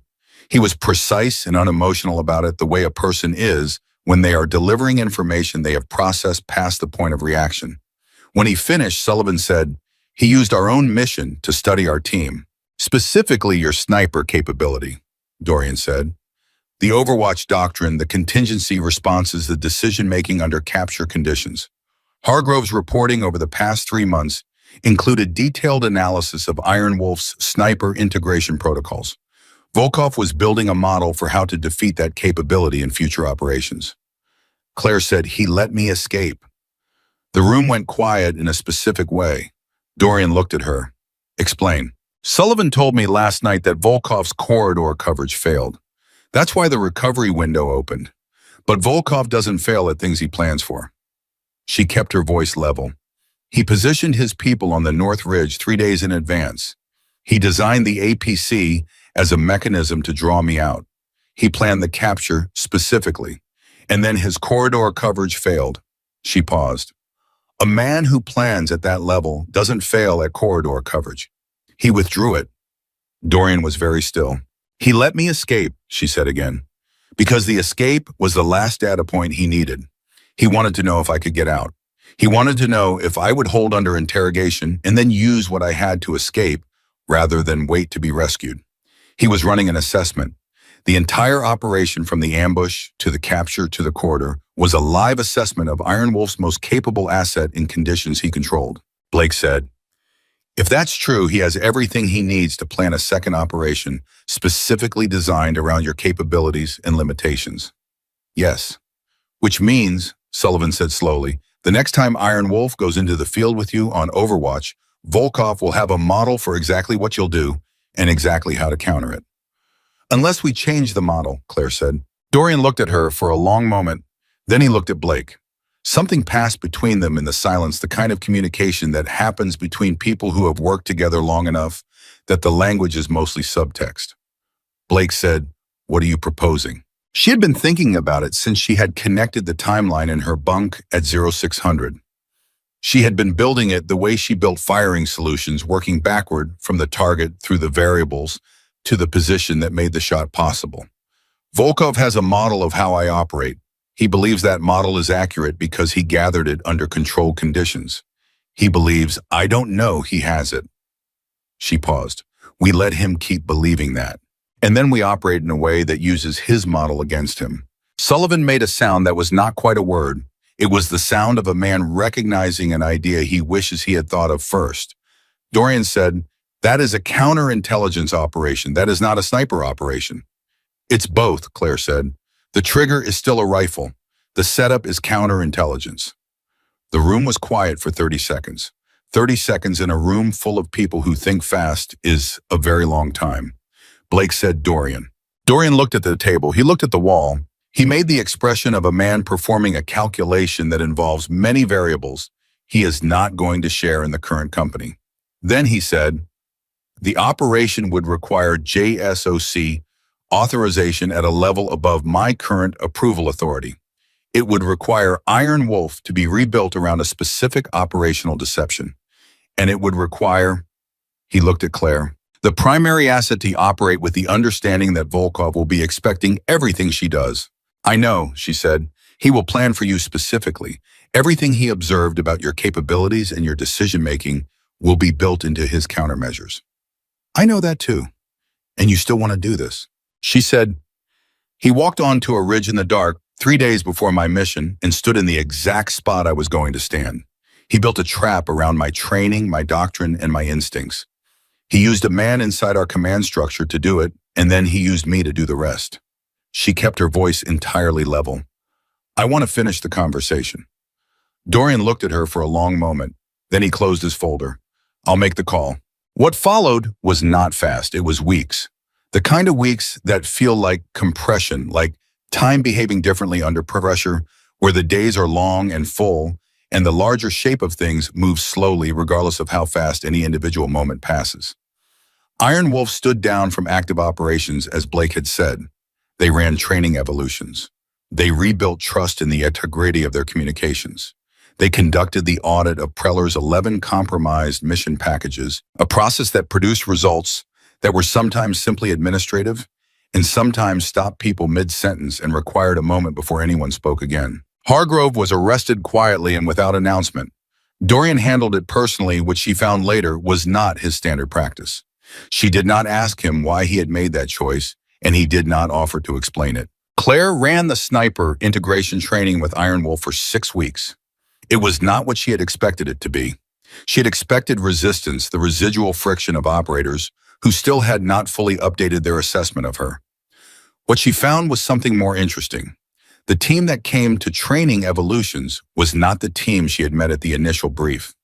Something had shifted in them, not because of her credentials or her rank or anything she had said, but because they had watched her work in the valley and survived partly because of what they had watched. That kind of shift does not require a conversation. It is simply there. Hayes was the most interesting evolution.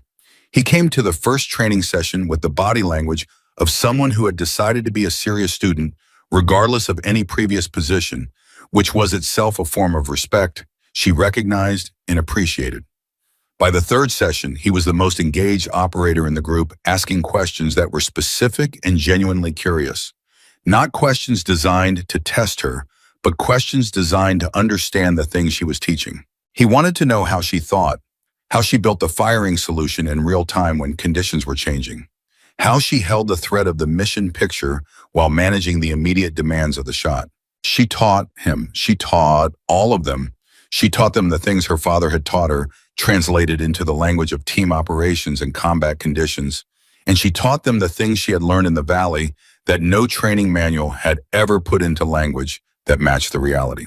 At the end of the fourth week, she demonstrated the 1,200-meter shot that she had been told to demonstrate if she needed to establish authority. She hadn't managed to establish any other way. She had not needed to establish authority any other way. She demonstrated it anyway because the shot was worth demonstrating. She put 3 rounds through a target at 1,220 meters in a 7-mile-per-hour crosswind in under 8 seconds. The third round was through the same hole as the second. No one said anything for a moment. Then Kowalski said, "That's not legal," in a tone that was the highest compliment available in his particular vocabulary. She put the rifle down. "That's what Overwatch looks like from the inside," she said. "Now let me show you what it looks like from yours." The JSOC authorization for the counterintelligence operation came through in week 7. Dorian delivered it in person, which was again not his standard practice, and again went unexplained. The operation had been named and resourced and given an execution timeline that depended on signals, intelligence indicating Volkov's network had resumed active planning after the disruption of his 2 sources. That signal came in week 8. He was operational again. He was planning something, and the early indicators from the signals assessment suggested the target set was familiar. He was coming back for Iron Wolf. Blake called the team together and delivered the operational concept with the same precise, unhurried clarity he brought to every brief. But there was something different in the room this time. The team was different. The weeks of training and the audit and the rebuilding had produced a unit that felt to Claire's assessment more cohesive than the one she had arrived at 2 months ago. Not because the trauma of the betrayal had bonded them exactly, but because working through it together, naming it, auditing it, and then choosing to move forward anyway, had produced something that trauma alone doesn't produce. It had produced a team that had decided consciously to trust again. That decision was different from trust that had never been broken. It was more deliberate, more durable. Sullivan listened to the brief with his arms crossed and his face carrying the expression she had come to recognize as his full engagement mode, a slight narrowing around the eyes and a stillness of the jaw that meant he was processing at depth. When Blake finished, Sullivan said, "Carter runs Overwatch." "Carter runs Overwatch," Blake confirmed. Hayes said, "Different position than last time." "Different position," Claire said. "Different approach, different timing. He has a model of what I do. We're going to show him something that fits the model perfectly right up until it doesn't." Hayes looked at her with the particular expression of someone who has revised their estimate of a person upward and is still in the process of discovering the ceiling. "And the part where it doesn't, that's the part you've been building for 8 weeks. That's the part I've been building for 8 weeks. The operation executed on a Thursday. The valley was different in the specific ways that valleys are different when you have been in them before and survived them and come back. Not safer, not less hostile. Just known in the way that things that have tried to kill you become known with a kind of intimacy that has no comfortable name." She took her position at the primary Overwatch point, the same ridge, the same outcropping, the same 1,100 meters. Exactly where Volkov's model said she would be. She settled into it with the complete comfort of a person who is doing something familiar, and she let that familiarity show in her movements, because she knew the drone that was her own side's drone was not the only surveillance in this valley tonight. Volkov's network had eyes on this approach. The signals intelligence said so. He knew Iron Wolf was here. He was watching. She let him watch. At 40 minutes into the mission, exactly when her pattern suggested she would shift to the secondary position to engage the APC-class vehicle that his model told him would draw her out, she did not move. The vehicle came. She heard it. She stayed still. On the team channel, Hayes said, "Vehicle is entering the approach. Sniper, what's your status?" "Hold," she said, a pause. "Sniper vehicle is 30 seconds from the choke point. Hold." She could feel the tension in the silence that followed as a physical thing. The team knew the plan. The team had trained for this moment for 8 weeks.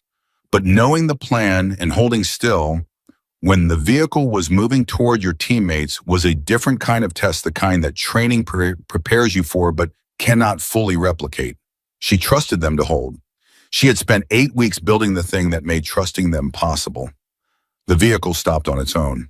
It stopped because Sullivan and Kowalski, operating from a position that Volkov's model said would be empty because Iron Wolf's standard doctrine did not put ground. Assets in that sector had placed an anti-armor device at the choke point 40 minutes ago, while Claire was providing the visual distraction of occupying the primary overwatch position and behaving exactly as Volkov expected her to behave. Volkov's model was built around a doctrine that Iron Wolf no longer used. The vehicle stopped. The fighters who dismounted from it moved into the kill zone that Hayes and Reyes had established on the northern slope. The radio burst from the compound that was Volkov's signal to his secondary force to close the eastern quarter found no open channel because the communications disruption that Dorian's team had prepared cut his network at the moment the vehicle entered the choke point. It lasted 11 minutes. When it was over, the valley was quiet in the way that valleys go quiet after violence. A specific and total silence that is different from the silence before. She lay in her position and she breathed and she listened to the team's radio check go around the channel. Sullivan, Hayes, Kowalski, Reyes, Blake, all present. And then Blake said, Iron Wolf Sniper, status. She said, Iron Wolf Sniper is secure, target is down, mission is complete. A pause. Then Hayes on the team channel in a voice that carried something she had never heard from him before tonight. Something uncomplicated and direct and entirely without reservation. That's our sniper. The debrief happened at FOB Viper in the same operations room where every debrief had happened, and it produced a result that was definitive in the specific way that Dorian's voice became definitive when he was delivering something final. Viktor Volkov had been killed in the choke point engagement. His network had been disrupted at 3 nodes simultaneously by assets coordinated with Iron Wolf's operation. The intelligence infrastructure that Hargrove and Preller had spent months building for him was dismantled. The operation was closed. Dorian said at the end of the debrief, the counterintelligence concept that made this operation possible originated with Lieutenant Carter's timeline analysis at 0600 on the morning after Extraction Covenant.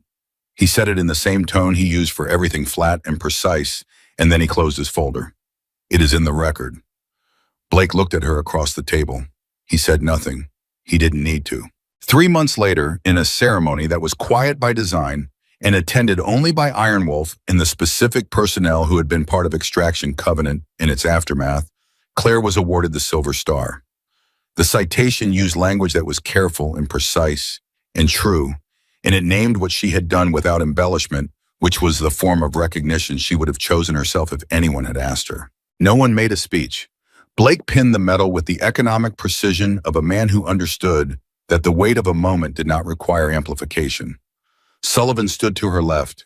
Hayes stood to her right. Kowalski and Reyes were behind her. After the ceremony, she walked to the far end of the compound, where a wall held the names of personnel who had not come back from missions in this theater. She stood in front of it for a long time, not reading the names exactly, though she read them, thinking about the people behind the names, about the particular thing that was lost when a skilled person dies doing a skilled thing, the accumulation of knowledge and judgment that dies with them and has to be rebuilt slowly and imperfectly by the people who come after. She thought about what Blake had told her, that her new battlefield was training the next generation. She had resisted it briefly in the way a person resists being moved from the place where the thing that matters most is happening. She understood now that she had been wrong about where that place was. The valley was where the mission happened, but the people who would go into the next valley were being made somewhere else in training evolutions and classroom decisions and the slow accumulation of capability and judgment that good instruction produced over time. Her father had known that. He had taught her that. She had simply needed to arrive at it herself. She took the photograph from her pocket and held it. She had come to FOB Viper as a lieutenant with a rifle and a record in a team full of men who were certain she was the wrong person for the job. She was leaving as something that had no clean rank designation, but that Sullivan, in the brief and exact way Sullivan communicated things that mattered to him, had called the person we build from now. She looked at her father's face. She thought about their garage in Virginia and the cold morning and the rifle between them, and his voice telling her that courage was not the absence of fear, but the refusal to stop when fear had already won. She thought about the ridge in the dark and the hands that had come out of nowhere, and the column in the ceramic fragment in the 2 kilometers she had run on a body that was voting against every step. She thought about Hayes' voice on the helicopter saying, "You're alive." She thought about Sullivan's hand on her shoulder. She thought about Blake saying your call and meaning it. She thought about the classroom she was going back to, The operators who would sit in front of her and doubt her in the particular way that people doubt the thing they cannot yet imagine themselves becoming. She thought about the first time she would demonstrate the shot and watch the room go quiet, and then watch the quiet become the beginning of something new. She folded the photograph. She put it back in her breast pocket over her heart where it had always been. She was not unafraid. She had never been unafraid. Fear had followed her through every moment of this, from the gate of FOB Viper, to the ridge, to the column, to the 2-kilometer run to the valley she had just come out of. Fear had been present for all of it, and she had not stopped. Not once. Not for a single moment had she stopped, and that was the only answer that had ever mattered, the one her father had given her in a coal garage in Virginia before she was old enough to understand what it would cost her to live by it, and the one she had spent every day since proving she already knew. She turned away from the wall and walked back toward the compound, toward the work that was waiting, toward the operators who needed what she had learned, toward the next version of the mission that would always exist because the mission always existed. And she walked with the particular steadiness of a woman who had been tested at the absolute limit of everything she was and had not broken, and who understood now completely and without reservation that she never would. The work that was waiting did not announce itself. It rarely does. It is one of the quiet truths about the kind of life Claire Carter had chosen, that the most important thing she would ever do almost never arrived with the sound of helicopters or the weight of a rifle across her shoulders. They arrived as a clipboard, a roster, a classroom with a whiteboard that didn't quite erase clean, and a row of folding chairs that had been arranged and rearranged by so many hands over so many years that they no longer sat straight no matter how carefully you set them. This is where she went in after the wall of names. This is where she went after she folded her father's photograph and put it back over her heart and turned away from the dead toward the living. And if you've stayed with me this far, if you followed Claire from the gate of FOB Viper through the ridge and the column and the 2-kilometer run in the dark, then you already understand that the next chapter of her story was never going to be quieter than the last one. It was only going to be different.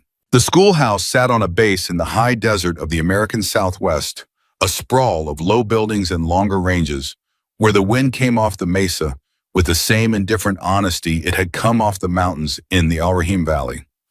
Claire arrived the way she had arrived everywhere, with a duffel on each shoulder and a rifle case in her right hand, the latches scratched from rotations that were now a matter of record rather than rumor. There was no convoy this time. There was a staff sergeant with a sign-in sheet and a building number, and the kind of careful professional neutrality that people extend to a person whose reputation has arrived before them and who they have not yet decided how to feel about. She knew that neutrality. She had been on the receiving end of it her whole career. The difference now was that she understood finally and completely that it was not an insult. It was a question, and the only honest answer to it was the same answer it had always been. You watch me work. Specialist Dana Reese was the 7th name on the roster, and she was the only one who did not look up when Claire entered the classroom on the first morning. The others looked. 11 operators and operator candidates, men mostly, a couple of them senior enough to have heard the unredacted version of what had happened in eastern Afghanistan and to be sitting a little straighter because of it. They looked at her the way the motor pool had looked at her 2 years ago, which is to say they looked because they were trying to reconcile the person in front of them with the story they had been told, and the reconciliation was not coming easily. Reese looked at her notebook. She was small in the way that good snipers are often small. Economical with her frame, nothing about her built for show. She had her materials laid out on the desk in front of her with a precision Claire recognized instantly because it was her own precision, the systematic arrangement of a person who had decided that order in the small things was the foundation of order in the large ones. Pen aligned with the edge of the notebook. Notebook squared to the desk. Range card already filled out for a problem that had not been assigned yet. Claire had read the files. She read every file the way her father had taught her that preparation was the only honest form of confidence. Reese's numbers were extraordinary, not good. Extraordinary in the specific way Claire's own numbers had been described to her once across a table by a commander named Blake, who had told her they were historically unusual. The girl could shoot. She could shoot the way some people can do mathematics, as if the answer existed before the work, and the work was only a formality her hands performed to arrive at something she already knew. What the file could not tell Claire, and what no file ever could, was the thing underneath the numbers. whether there was a person in there who understood what the numbers were for. She found out on the third day. The exercise was a whole problem. Claire had designed it herself, and she had designed it cruel. A simulated Overwatch position, a notional team moving through a notional kill zone, and a target of opportunity that would present for exactly 4 seconds and then disappear behind cover for the remainder of the scenario. The trainees were instructed that the team's success depended on the Overwatch element maintaining concealment until the precise moment the mission plan called for engagement, which was not when the target of opportunity appeared. It was 11 minutes later. Every instinct a shooter has screams at them to take the shot that is in front of them. The 4-second window is a gift, and refusing a gift feels like failure in the body before the mind can argue with it. The entire point of the exercise was to teach the thing that cannot be taught with words, which is that the discipline to not shoot is a harder discipline than the discipline to shoot, and that a sniper who does not understand the difference is a liability dressed up as an asset. Reese took the shot.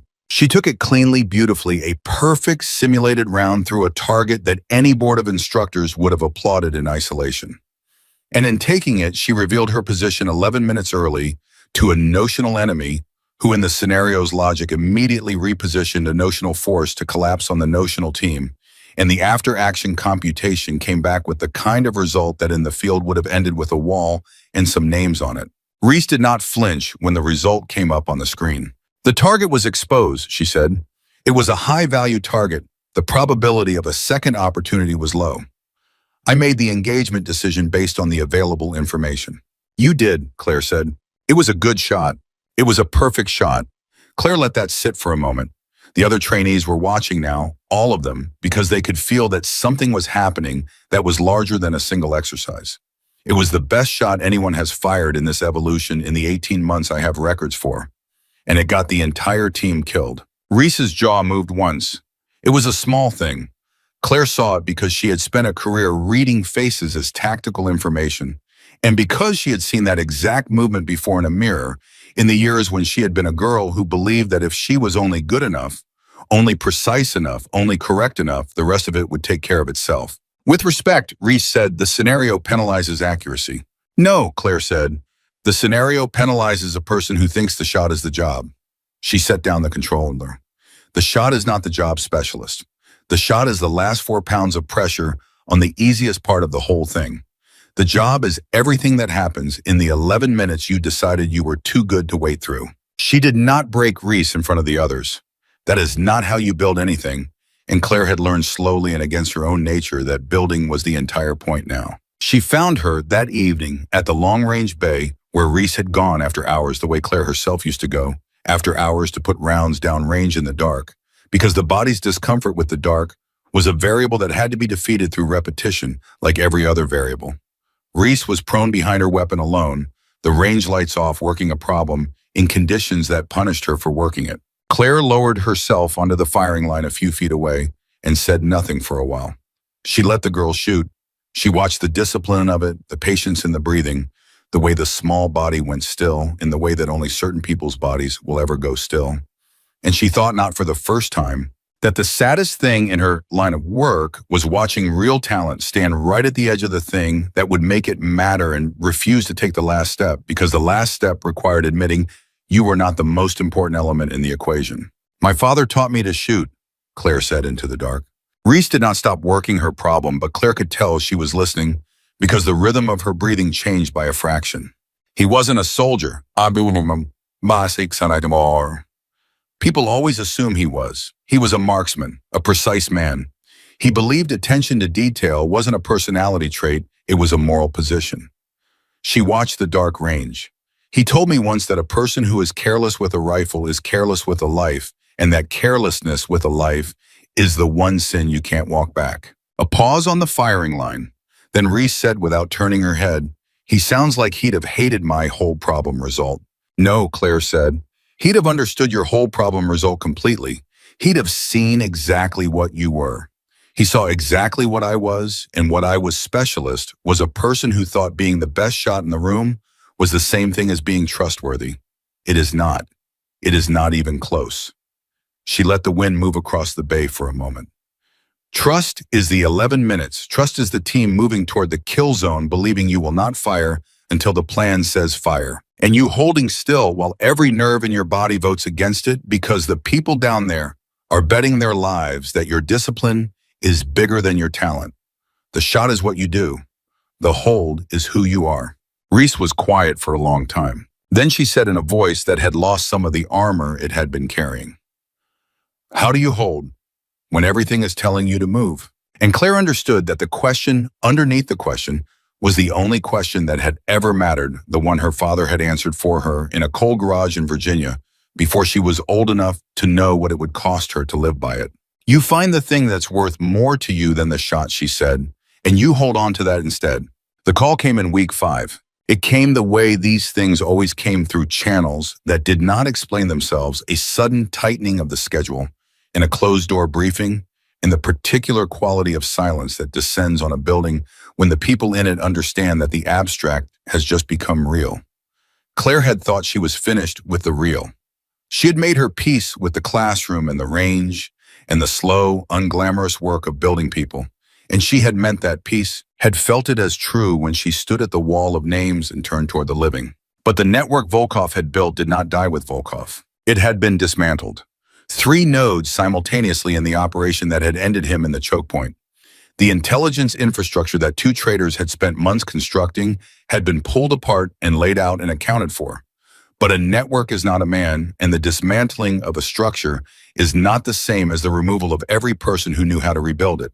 One of them had surfaced. A financier and facilitator who had moved money and weapons for Volkov's operation, and who possessed in his head and in a set of encrypted records the names of every asset and source and access point the network had cultivated across the theater. He was being moved. There was a window. An Iron Wolf rebuilt and audited and made whole again over weeks that had felt like compression was being tasked to take him. They needed Overwatch. Blake flew out to the schoolhouse to ask her himself, which was not his standard practice.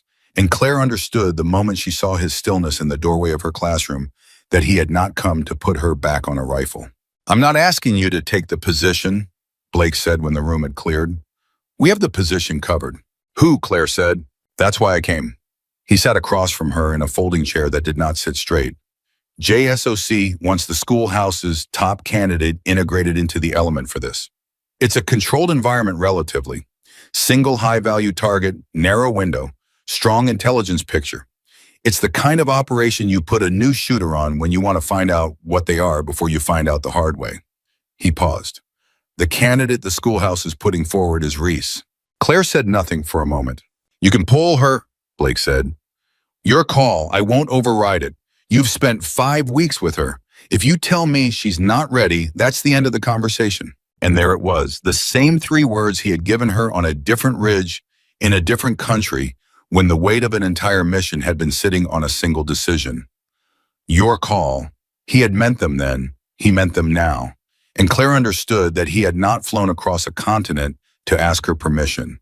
He had flown across a continent because he knew that the hardest thing a teacher ever does is let the student go to the place where the teacher can no longer protect them. And he was the only person alive who could ask her to do it and have it mean what it needed to mean. "She holds," Claire said. "When it counts, she holds." "You're certain?" "No," Claire said. "I'm not certain. Nobody is ever certain. That's the whole thing." She looked at him. "But I know what she is, and what she is ready to find out." She was not on the rifle for the operation. She was in the operations center, in the chair Blake had occupied the night that had changed her, and she discovered something about that chair that no one had ever told her, which is that it is the hardest seat in the entire building. The shooter has the simplest job. The shooter has the wind and the distance and the geometry of interception. And as terrible as those things are, they are at least things, problems with solutions, variables that yield to discipline. The person in the chair has nothing to do with their hands. The person in the chair has only the radio and the map and the unbearable knowledge that everything they could do has already been done weeks ago, in a classroom in the dark of a range bay, in the slow accumulation of a thing that either holds now or doesn't. Reese took the primary overwatch position at 1,100 meters. Claire heard her settle into it over the channel, heard the breathing go still in that particular way, and she closed her eyes for 1 second in the operations center and saw the girl exactly prone behind the weapon, the small economical frame gone motionless in the dark. The target convoy entered the corridor on schedule. The team moved into position, and then the way it always goes, the picture changed. Contact, Hayes said on the channel. He was on this Operation 2 ground element, the same Hayes who had come off a helicopter skid in the dark and said, "You're alive." Squirter vehicle breaking from the convoy moving east. It's fast and it's not in the plan. A pause. Overwatch, Blake said, calm as still water. The principal is in the lead vehicle, not the squirter. Hold your position. Hold your angle on the principal.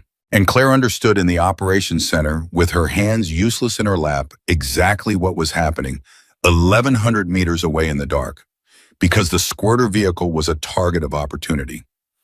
It was exposed, it was moving, it would present for a handful of seconds, and then it would be gone. And every instinct in a shooter's body screams to take the gift that is in front of you. It was the hold problem. It was the exact hold problem, built not by an instructor in a classroom, but by the indifferent machinery of a real night, with real lives in the balance. And Dana Reese was lying behind a rifle with the easiest part of the whole thing, 4 pounds of pressure away from her finger, and the entire mission depending on her refusal to take it. Claire keyed the radio. She was not supposed to. The protocol was clean. The operations center did not clutter the channel during an engagement decision. But she keyed the radio, and across 1,100 meters, and through a network of relays, and across everything that separated the chair from the rifle, she said the only thing she had ever had to give. "Reese," her voice was level, "find the thing that's worth more than the shot, and hold on to that instead." The channel was silent. 1 second, 2, 3. Claire could feel the silence as a physical thing, the way she had felt every silence that had ever mattered. And she did not breathe through it because she was the one in the chair now, and the chair does not get to breathe. "Holding," Reese said. The squirter vehicle ran. It crossed the open ground and disappeared behind terrain and was gone. The gift refused, and the team held its formation, and the principal's vehicle rolled into the kill zone exactly as the plan had drawn. It 11 minutes of discipline distilled into the moment when the discipline finally got to become the shot. "Overwatch," Blake said. "Cleared to engage." "Engaging," Reese said. The round was perfect. Of course it was perfect. The round was never the question. The round was the easiest part of the whole thing, and it went where it was sent, and the principal who carried in his head the names of every asset Volkov's network had cultivated did not carry them anywhere ever again. It was over in a span of time that the radio measured in minutes and the human body measures in something else entirely. When the team's radio check went around the channel, every voice present, Claire sat in the chair with her hands in her lap and listened to it the way she had once listened to it from the other end, from the dirt, from the ridge, when it had been her name in the count, in her status that the channel had been waiting on. And then on the channel, in a voice she had heard before, in a context she would never forget. Corporal Raymond Hayes said the only thing that needed saying. "That's our sniper." Reese came back to the schoolhouse, a different person in the way that the valley makes people different. Not safer, not softer, just changed with a kind of intimacy with the work that has no comfortable name. She found Claire at the long-range bay in the dark a week after the operation, the way she had found her before, except this time she did not lie down to shoot. She lowered herself onto the firing line and sat, and she was quiet for a while, and then she said, "I almost took it. The squirter." "I know," Claire said. "I had it. I had the angle and the wind and the lead. It was a good shot." She was looking out at the dark range. "And then you came on the radio, and I thought about the thing worth more than the shot, and the thing I thought about was the team moving toward the kill zone, believing I'd hold." She paused. "It wasn't even a hard decision after that. That's the part I can't explain. It should have been the hardest decision of my life, and it was the easiest one, because once I knew what I was holding on to, there was nothing to decide." Claire was quiet for a moment. Then she reached into her left breast pocket over her heart where it had always been, and she took out the notebook, and from inside the cover she unfolded a photograph that she had never shown to anyone. She had not shown it to Sullivan or to Hayes or to Blake. She had carried it through the gate of FOB Viper, in the ridge, in the column, in the 2-kilometer run in the dark, and she had never once shown it to another living soul. She handed it to Reese. The girl took it carefully, the way you take something you understand to be load-bearing, and she looked at the face of a man on a November afternoon in Virginia, 58 years old and healthy, and entirely himself, slightly unsatisfied with the moment of being photographed, and entirely satisfied with everything that surrounded it. My father, Claire said. He taught me everything I taught you. He died 2 years before I entered the program. I never got to tell him whether it held. She looked at the photograph in the girl's hands. The thing he gave me, the thing worth more than the shot. I spent a long time thinking I was carrying it for me. The night you held that position, I finally understood I was carrying it so I could hand it to you. Reese looked at the photograph for a long time. Then she handed it back with both hands the way you return something that does not belong to you. What was it? She said. The thing he gave you, the actual thing. Claire folded the photograph and put it back over her heart. He told me courage was not the absence of fear, she said.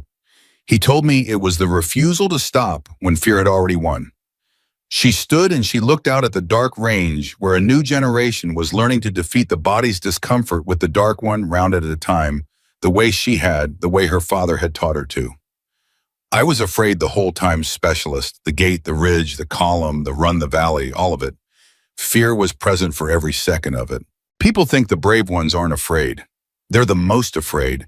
They just decided a long time ago that there was something bigger than the fear, and then they held on to that instead. She turned. You held. That's the only answer that's ever mattered. It's the one he gave me before I was old enough to understand what it would cost. And now it's yours. She went home that winter, back to Virginia, to the house in the country, to the garage that still smelled the way garages smell of cold concrete and old oil, and the particular metallic stillness of a place where careful work was once done. The bolt action point 308 was still on the wall where her father had left it cleaned and oiled by her own hands every season since he had died, because a person who is careless with a rifle is careless with a life. And that was the one sin you could not walk back. She stood in the garage where she had been 11 years old, kneeling beside a patient and precise man who believed that attention to detail was a moral position, and she let herself feel the whole shape of it, the way the thing he had given her had moved through her and out of her and into another person, now who would carry it into another valley, who would hold another position in another dark, who would one day kneel beside someone 11 years old or 23 years old and hand it forward again. That was the part she had not understood standing at the wall of names. She had thought the loss was final. She had thought that when a skilled person died doing a skilled thing, the accumulation of their knowledge and judgment died with them and had to be rebuilt slowly and imperfectly by the people who came after. She had thought of it as a tragedy, a wall of names, a subtraction. But it was not a subtraction. It had never been a subtraction. Her father had died, and the thing he was had not died because he had given it to her in a cold garage before either of them knew what it was worth. And she had carried it across the world and through the worst night of her life and out the other side. And then she had handed it to a girl on a dark firing line who had held a position when everything in her body voted against it. The thing did not die. The thing was past. That was the entire point of every wall of names ever built, that the people behind the names had given what they were to someone, and that someone had given it to someone else, and the line ran forward unbroken into a future none of them would live to see. She took the photograph from her pocket one last time before she left the garage. She looked at her father's face, the half expression he always wore, slightly unsatisfied with the photograph and entirely satisfied with the life around it. It held, she told him, everything you gave me. It held, and I gave it to someone, and she held too. She was not unafraid. She had never been unafraid. And she'll give it to someone, and it'll keep holding long after both of us.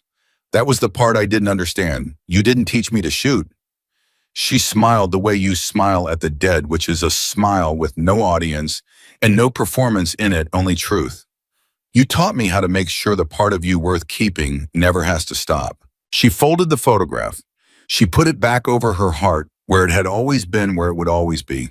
Then she turned off the light in the garage and she walked out into the cold Virginia morning, toward the work that was waiting toward the next ones, who needed what she had been given, toward the long, unbroken line that ran forward out of a wall of names and a cold garage, and a girl on a dark firing line into a future that would always need exactly what her father had handed her, in the only language that had ever mattered, which had no words and was entirely understood. She walked with the particular steadiness of a woman who had been tested at the absolute limit of everything she was and had not broken, and who understood now completely and without reservation that the part of her worth keeping never would.